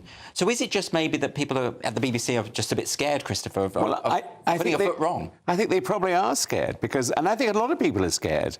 You know about what putting getting. That's why you have to have strong leadership, isn't it? That's why you have to have the editors at the BBC setting a standard. That is the problem, and I don't think they do. Well, we saw Tim Davie speaking the other week saying all of this culture war stuff is just blown up, or the trans issue is not a real issue. It is an issue for women who are worried about their single-sex spaces. It's certainly an issue for detransitioners, people who were encouraged when they were young to undertake irreversible surgery and are now regretting it, and they've got complete loss of sexual function. I mean, you know, it is very, very serious. Do you know what? So I live in Nottingham. I don't live in London. So when you get outside of London, when you're outside of the institution, so ordinary everyday people that don't... They're not told by any of their bosses they've got to do any of this stuff or even think about it. The minute this stuff, and it's all the cultural stuff, gets into the general population, you hear a very different idea. So yesterday I was with my family and they were just saying, I can't believe that all this is happening. What is this? Now, I've known about it for a long time because I've been part of political circles. And they're like, you know, men can't play rugby with women. That's wrong. And so there's this, you know, once you get out of these institutions, there is a very different take on all of this. Well, and I think the BBC are just one of those institutions. Well, I've never met anyone who thinks it's a good idea for someone who went through male puberty to play rugby against women. I don't know who these people are. But why is it that the BBC thinks that's a great idea? But I think they made them up. Well, but it's actually happened. Yes, I know. And you see there are people like Leah Thomas standing on the podium winning a swimming medal, and he's towering over the... And the thing is, I was talking to my family about that. I was with my sister and her husband last night, and they were like, Lisa, have you heard of this Leah Thomas? And I was like, well, of course I have. I've known a long time about this Leah, but they just heard about it. But the BBC won't cover things like the WPATH files. That prevents people from learning about this kind of stuff. It's very true. That's partly why people are looking to alternative sources of media. Yeah, and that's where they found it. They found it. It's on gender. I mean, it's on a whole host of things where you can sort of imagine in advance what the BBC line might be on climate change, on the Middle East, on a number of, as you said, cultural issues. Well, they have had some failings when it comes to reporting on the moral maze. Huge failings. Yeah. The moral maze used to do some of this, which I was on the moral maze a few weeks ago, and we were talking about immigration, and it wasn't a robust, because I said to them, I want a robust debate about this, and It just wasn't. I think that's why places like GB News are being so successful, because everybody I meet from all different, all say to me, we love it. And they want an alternative to the BBC. Yes, I think that's happened a lot. And I think there are a lot of people who are, even on the left, who are saying, you know, we're not having these conversations anymore because for some reason the most vocal cheerleaders of the left are buying into the idea that men should play women's rugby and things like that. Yeah. I don't want to blame you, Lisa, but is there a problem with the left where they're getting this wrong? I mean, I've never seen myself as part of the left. I'm an anarchist. Yes. So the authoritarian left has always been very distasteful for me. Yes. And I don't think that these are even left people. I think it's more liberal. Yes. I think they're more sort of... Interesting. I think they're more liberals, because if they were left, surely they'd know that Hamas is a fascist organisation. Yes, you would think so. But, you know, surely they would know this stuff. Yeah. So I don't know if even the fact that the BBC can't bring themselves to call Hamas terrorists, even though the government has officially prescribed them as such, that tells you a lot, doesn't it, I think, about their... I think, you know, it's an institution in which there is a predominant groupthink. It doesn't affect absolutely everybody, but it is affecting programmes on the front line, as it were, and it is coming through to audiences. And when you're using language that effectively contorts the truth. Yes, that's the worry, isn't it? That's disguising what you're actually trying to say, then you are effectively doing the job of the activists for them. OK, well, the BBC did say in a statement, the BBC is committed to reporting all stories impartially in accordance with its publicly available editorial guidelines. Well, if anyone is watching, please do get back to my emails, BBC, and let us know why you haven't reported on the WPATH files. That'd be great. Coming up, has Donald Trump overstepped the mark by posting this image of Joe Biden on social media? And I'll be getting a reaction from a top US political commentator who really isn't happy with Trump. Plus, tomorrow's front pages with instant reaction from tonight's top pundits. This is Mark Dolan Tonight on GB News with me, Andrew Doyle. Britain's newsroom, weekday mornings from 9:30. Shocking new study says that vaping might be linked to cancer. Not that shocking. It found e-cigarettes can cause similar DNA changes to cells as smoking, leading experts to claim that vaping does not seem as harmless as originally billed. So joining us now is Robert Sidebottom from the UK Vaping Industry Association. Good morning, Robert. Is this terrible news for your industry? I imagine you're going to try and defend the product still and say that there's still a lot more research to be done. Well, I don't need to really defend the product, because I think actually if you read the article and you read the detail in the article, I mean, it actually starts and it states with, while this doesn't mean that vaping has the same degree of cancer risks as smoking does, it implies that vaping may have negative health impacts. However, we've never said that vaping is completely risk-free, and we've always said that it is 95% safer than smoking, which it is. We accept that further research needs to be done, and actually we welcome studies into the health impact of vaping, as we want to give every former smoker the full confidence that vaping is considerably safer than smoking, and that's the important message. But that's about the former smokers. What about the young people who are taking up vaping, Robert? It's better not to vape. It's better not to vape at all, and we know why they take up smoking, because you lure them into your shops with silly flavours called bubblegum. Well, we can get into the flavour debate. That's no problem at all, because, you know, adults like flavours. Particularly I love squashy sweets. These products, and let's be absolutely clear, are not for children. They are an age-gated product that are for adults only. And that is exactly who they should be sold to. I'm so sorry, Rob, we've run out of time, but hopefully this research will show that they certainly are not for children. I'm Michelle Dewberry, and I'm not here to tell you what to think. I'd much rather hear what you have to say. So send in your opinions to gbviews@gbnews.com. Keep them clean, and you never know, I might read them out. With my panel here on Jubes & Co, we debate, we get stuck into the issues of the day on a show where all views are welcome, especially yours. GB News, the People's Channel, Britain's news channel. 2024, a battleground year. The year the nation decides. As the parties gear up their campaigns for the next general election. Who will be left standing when the British people make one of the biggest decisions of their lives? Who will rise? And who will fall? Let's find out together. For every moment, the highs, the lows, the twists and turns. We'll be with you for every step of this journey. In 2024, GB News is Britain's election channel.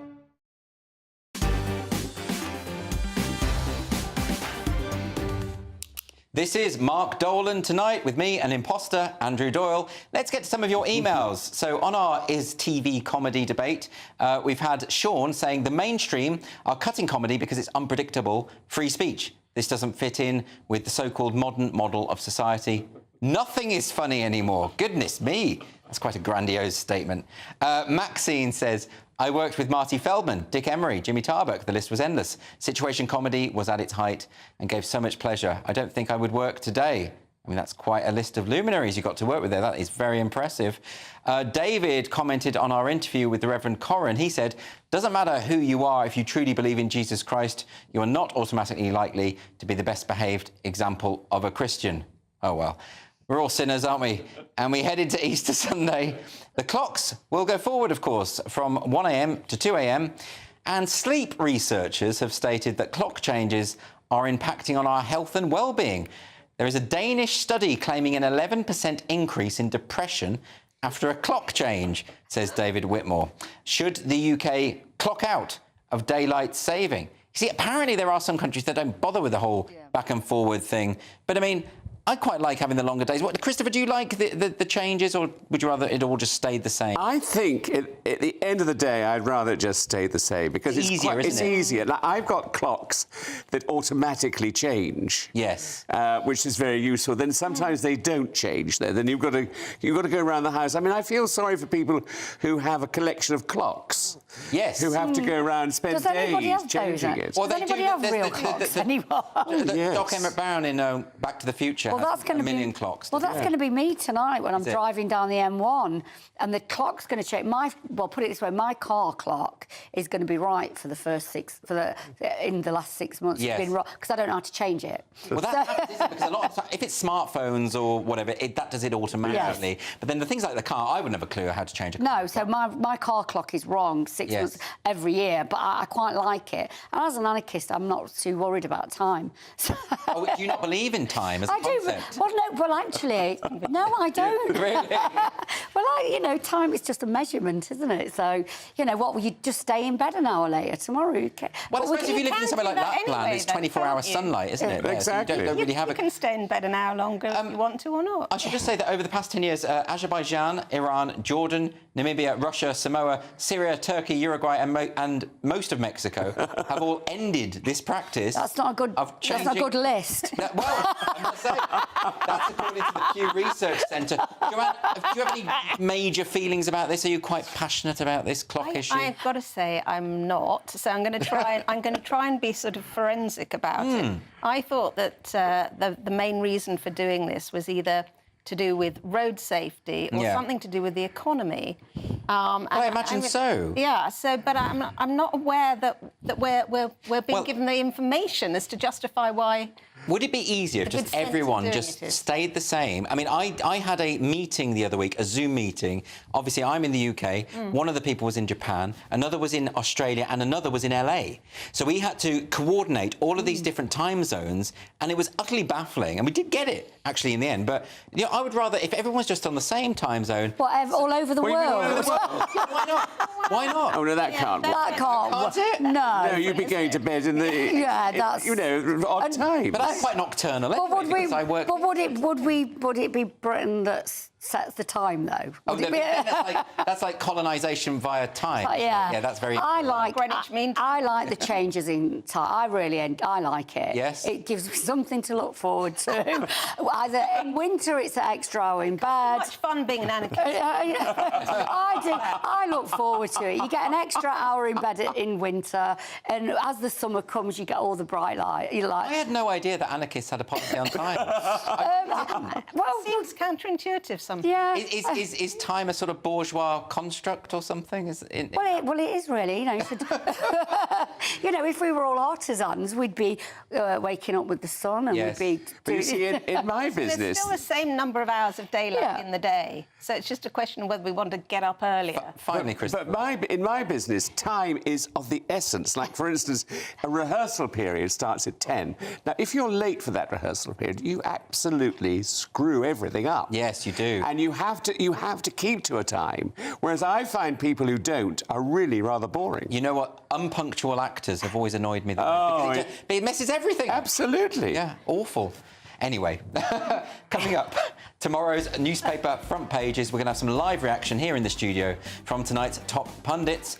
And they'll be nominating their headline heroes and back page zeros of the day. This is Mark Dolan tonight on GB News with me, Andrew Doyle.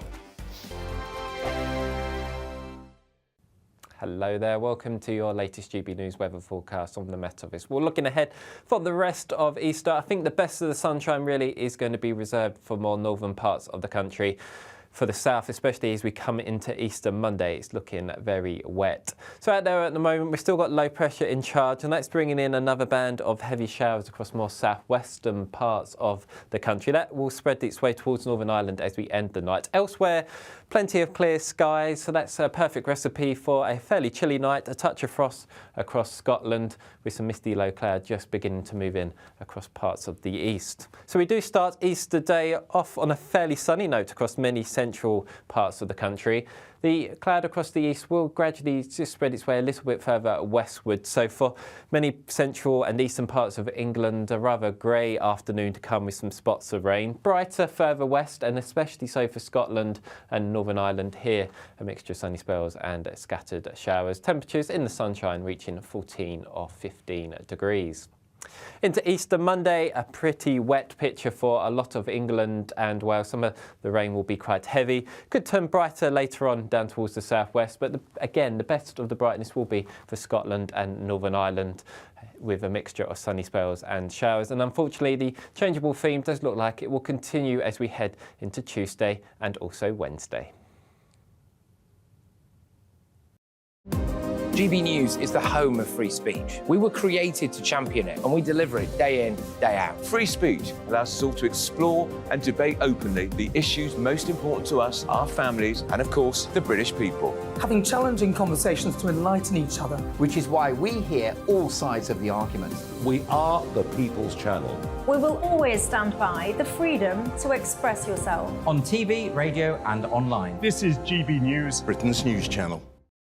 Big news, big debates, big opinion. Patrick Christie's Tonight is the week's biggest show. Every weekday, 9 to 11 p.m, we've got the inside track on the day's top stories. There'll be sharp takes you won't get anywhere else. We will set the news agenda, not just follow it, and I want to bring you along for the ride. Whatever it is, we'll have our finger on the pulse. It's news, but it's this close to entertainment. Patrick Christie's Tonight, 9 to 11 p.m, only on GB News, the People's Channel, Britain's news channel. I'm Christopher Hope. And I'm Gloria Di Piero, bringing you PMQ's live here on GB News. Whenever Parliament is in session on a Wednesday at midday, we'll bring you live coverage of Prime Minister's questions. We'll be asking our viewers and listeners to submit the questions that they would like to put to the Prime Minister, and we'll put that to our panel of top politicians in our Westminster studio. That's PMQ's live here on GB News, Britain's election channel.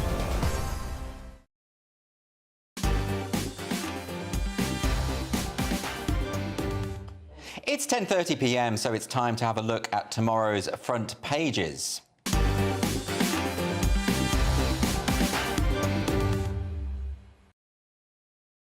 And so the Express is leading with new wonder jab will prevent dementia, and this is to do with Alzheimer's. They've developed apparently a game-changing vaccine.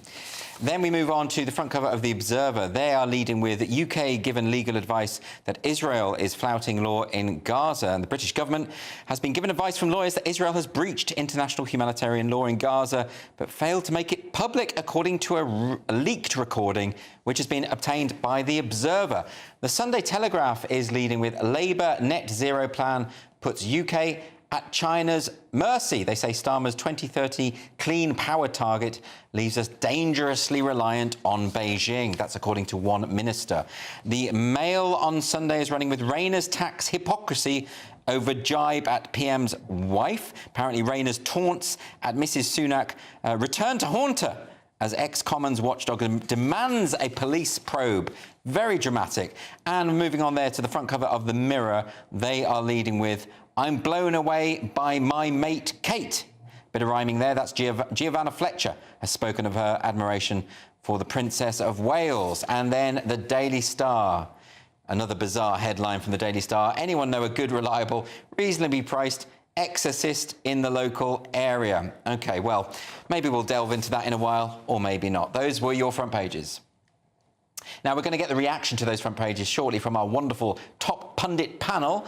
But first, it's time now for some US news. Now, there is another scandal brewing across the pond after Donald Trump on Friday posted a video that featured an image of President Joe Biden tied up in the back of a pickup truck. The Biden campaign team accused Mr. Trump of regularly inciting political violence ahead of November's election. So, look, let's get some reaction there from American Democratic strategist and political commentator Robert Wiener. Robert, thanks ever so much for joining us there. Now, this is the kind of thing that Donald Trump typically does. You know, he's trying to shock. Do you think it's a bit of an overreaction to say that this is explicitly incitement to violence? Of course it is. And Andrew, good to be with you again. Hello.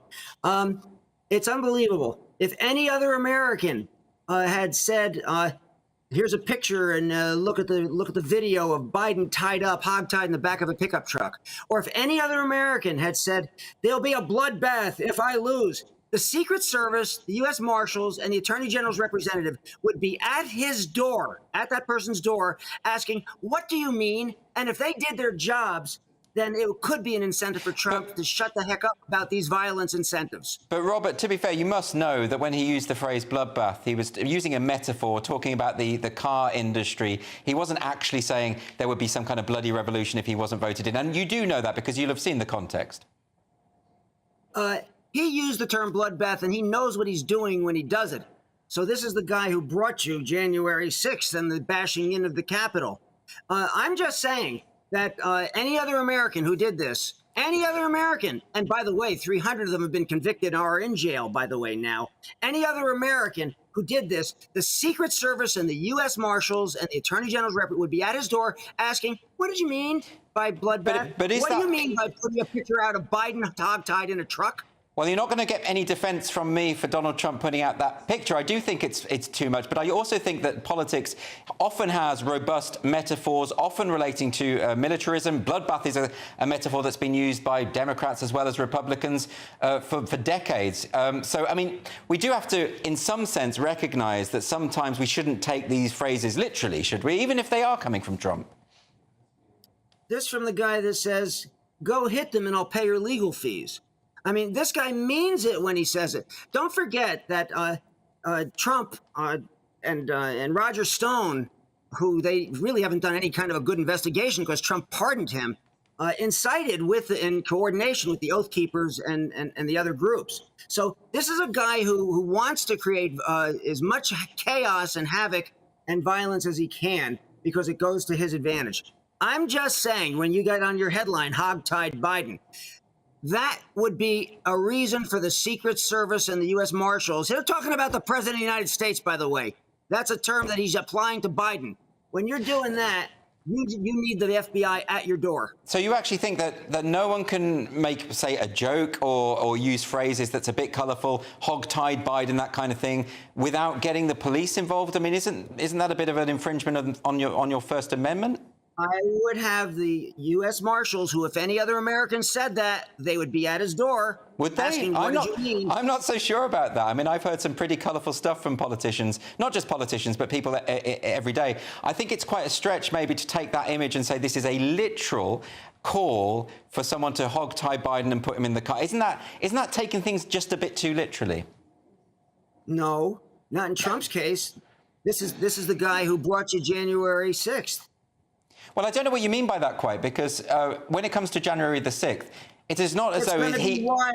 But he didn't organise that and orchestrate that, you know. I mean, I don't think there's any legal expert in America who would suggest that his words on that day fulfill the Brandenburg test to incitement to violence. Roger Stone was in the hotel next door. Roger Stone talked to Trump about every day and kept him briefed. They have not investigated that since Trump pardoned him. And Roger Stone has been known for doing that kind of thing. Do you think, Robert, that sometimes when there are these attacks on Trump, whether they're justified or not, it kind of plays into his hands a little bit, and that maybe as a provocateur, which I'm sure he is, he's putting this out here precisely to get the kind of reaction that he is now currently getting? Well, he loves being in the press, good or bad, but his polls have been dropping since he lost those financial court cases, New York and the Jean Carroll case, the two of them.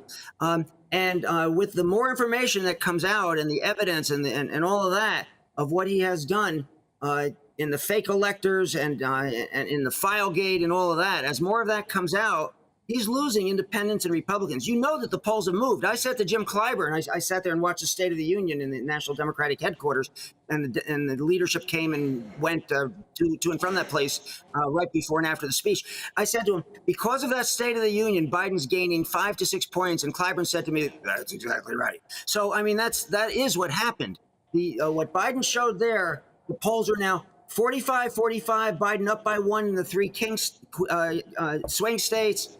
And he's no longer way behind in the presidential race, and that's going to be more and more as we move toward the election. Do you think, though, that sometimes, I mean, we've seen examples of, as you know, certain states trying to take Trump off the ballot, and that hasn't been successful, and we saw the Supreme Court rule unanimously that they couldn't do that, that was unconstitutional, that whenever they do that, it plays into Trump's narrative that there is a kind of deep state who are out to get him, that effectively there's all this conspiracy and corruption to try and undemocratically scupper his chances.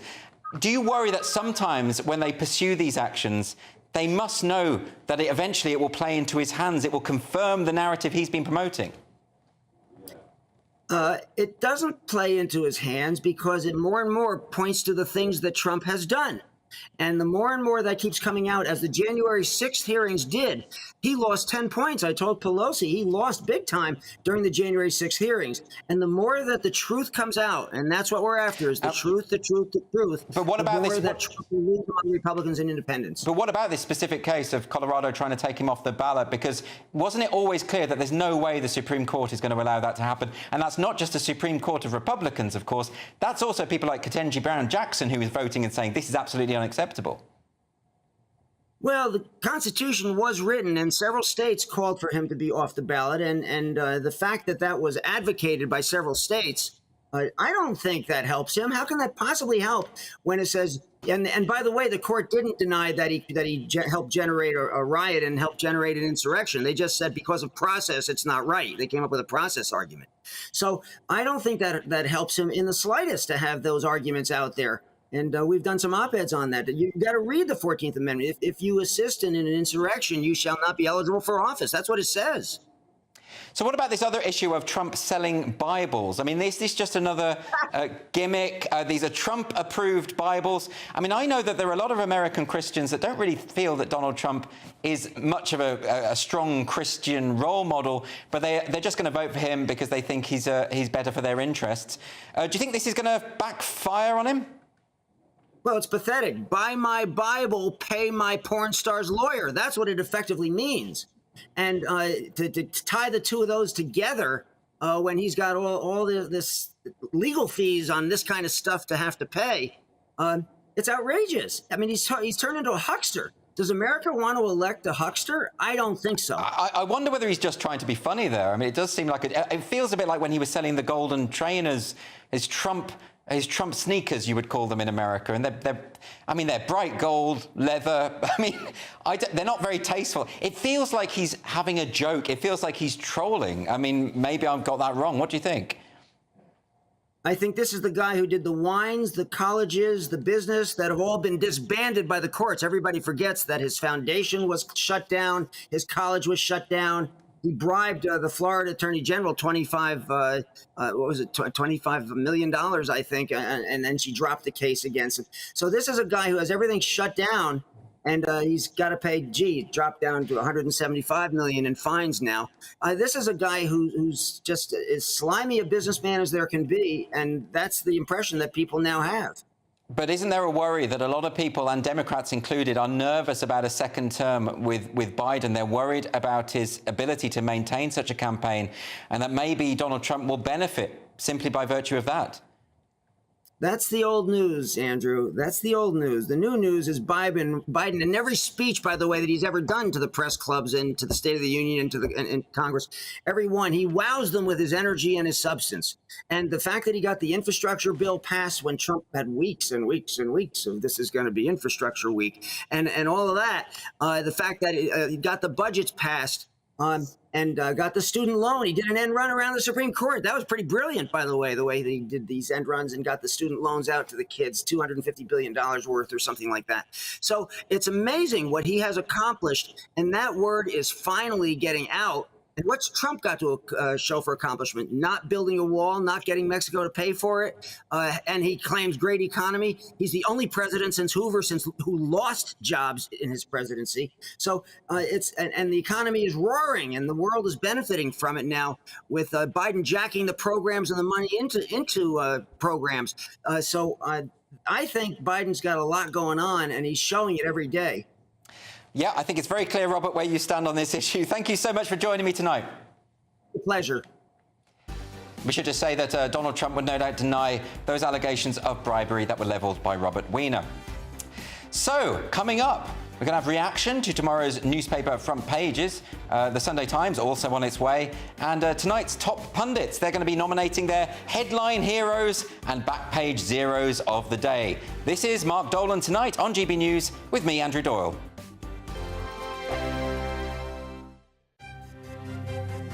GB News Breakfast, every day from 6 a.m. Do you mind if I ask you a little bit about Sebastian? It really amazes me how a mother who can lose a child in such a shocking and unexpected way, so little, so precious, can then turn that grief into something so positive. How did you find the strength to get up, get a camera crew, as you say, travel to the other side of the world and investigate all of this?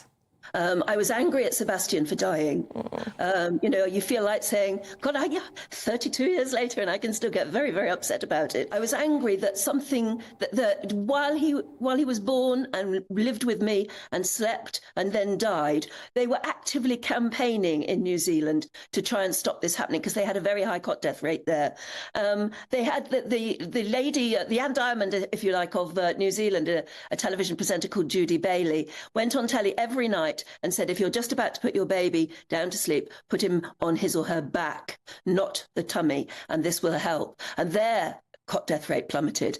And I went out to New Zealand and met her, and it was anger that drove me to come back and demand that we have the same advert here, the same campaign. And of course, I got all this complete nonsense from the Department of Health saying, oh, young mothers do not watch television, I was told. In other words, while New Zealand mums were being told how to save their babies' lives, we actively denied British mums that advice during the time that Sebastian and others were dying. And the other point, I suppose, to make is it's helpful to educate all generations, because when I had my babies, my mum would say, he's not settling, just stick him on his tummy, he'll be much happier. That's what we did with you.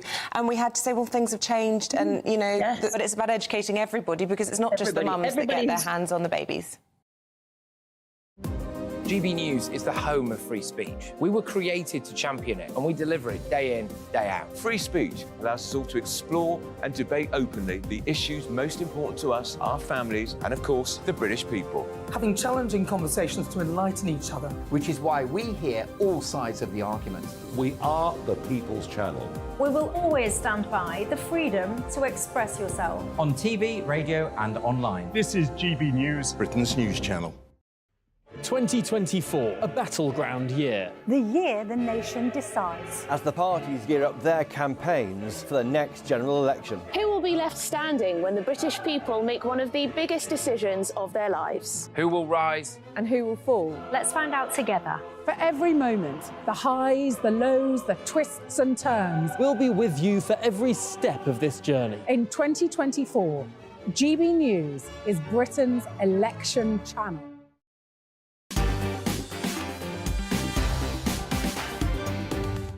This is Mark Dolan tonight on GB News with me, Andrew Doyle. So let's get to your emails first.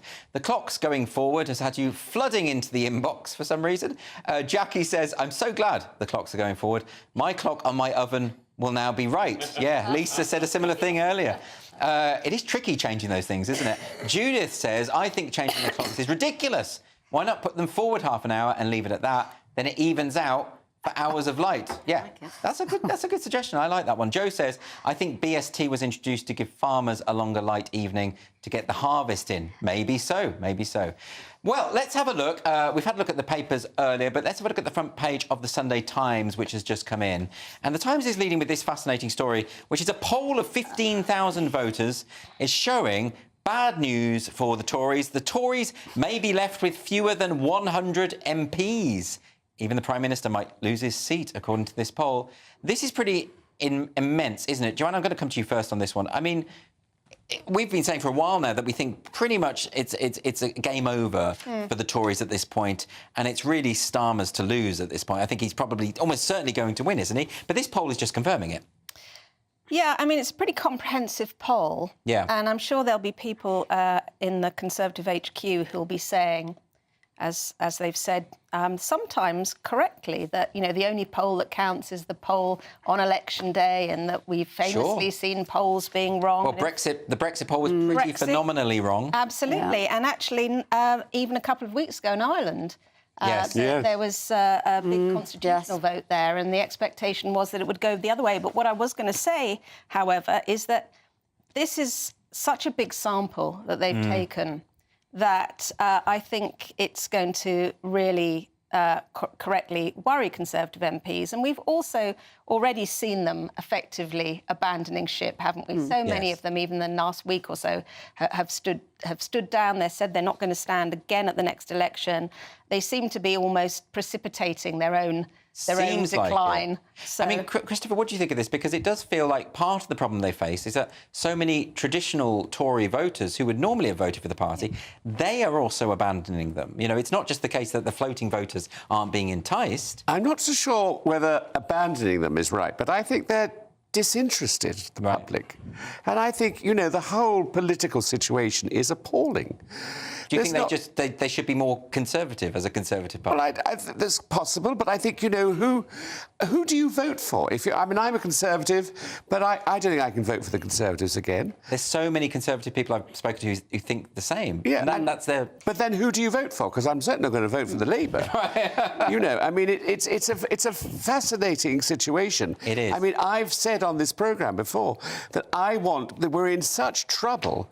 I don't want a coalition government, but the government should come together. I hate the fact that when you turn on the television, they are fighting, shouting at each other, abuse. Yes. That is wrong. Yes. We should be trying to get out of the situation that we're in, which is very problematic. I think some of the debates in Parliament have seemed quite infantile, actually, of late, you know? I mean, Lisa, Christopher mentioned there this prospect of a hung Parliament, a coalition government. I mean, is it possible? This polling would suggest actually Labour's going to get the majority, but I was always clinging to the idea that Labour would have to go into coalition with the Lib Dems, because I was rather hoping that we might get proportional representation as a result of that. But I don't think so. I don't think, especially with the Lib Dems as well. I mean, their hopes, you know, it's going to be 12, isn't it, or something? Right. 12 MPs. So to have a coalition with them, it means that the Tories have got to do really, really well. Yes. But I don't think they're going to. I think it's kind of done. Yeah. I know that polls are wrong. The Brexit poll was wrong. 2000. If you look at Twitter, 2019, Jeremy Corbyn was going to be the Prime Minister. So Twitter's the worst place. Yeah, it is. But I do think the time is up. I think the time's up. Well, is it just fatigue, maybe? Yeah, people just thinking it's time for a change, and that maybe getting a Labour government in, however disastrous that might be, and I'm pretty sure it will be, isn't that going to just galvanise the Tory party to sort their act out?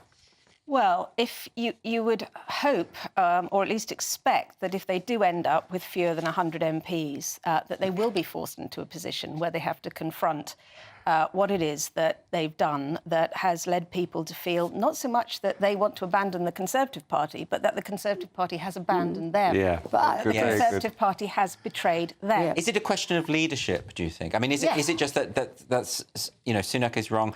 Who would you say could come in and re-energise the party?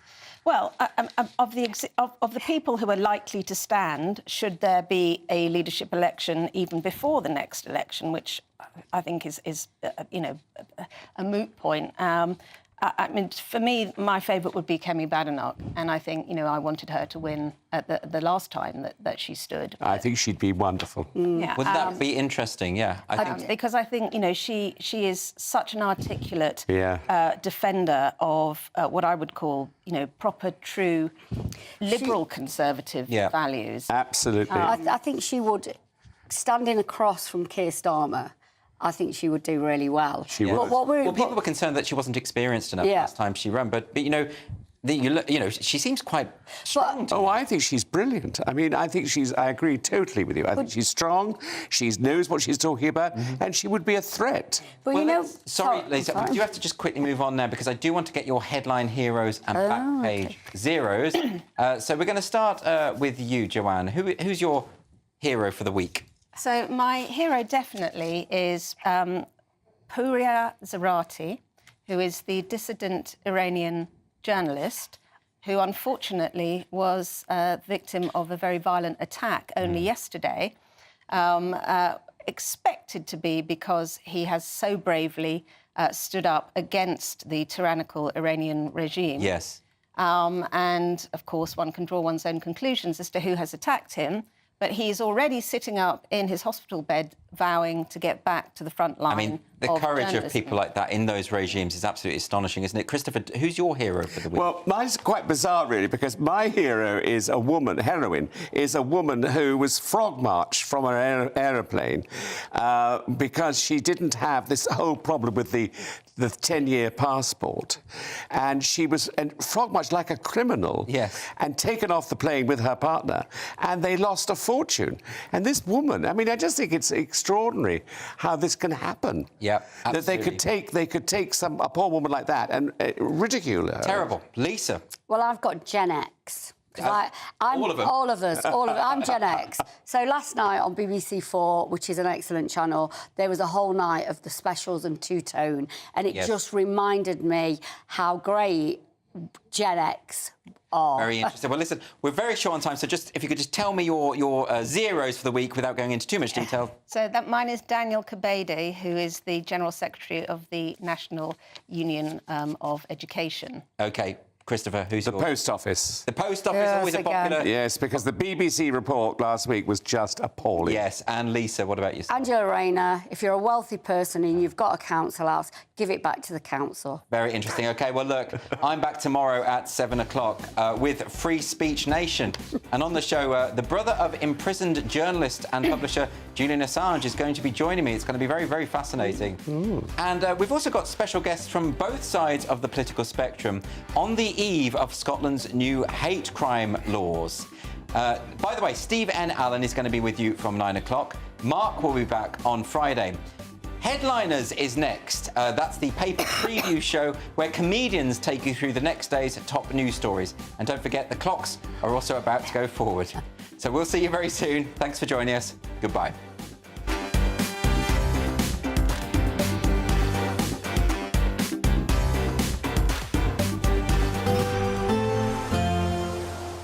Warm feeling inside from Boxed Boilers, sponsors of weather on GB News. Hello there, welcome to your latest GB News weather forecast on the Met Office. We're looking ahead for the rest of Easter. I think the best of the sunshine really is going to be reserved for more northern parts of the country. For the south, especially as we come into Easter Monday, it's looking very wet. So out there at the moment, we've still got low pressure in charge, and that's bringing in another band of heavy showers across more southwestern parts of the country. That will spread its way towards Northern Ireland as we end the night. Elsewhere, plenty of clear skies, so that's a perfect recipe for a fairly chilly night. A touch of frost across Scotland, with some misty low cloud just beginning to move in across parts of the east. So we do start Easter Day off on a fairly sunny note across many central parts of the country. The cloud across the east will gradually just spread its way a little bit further away.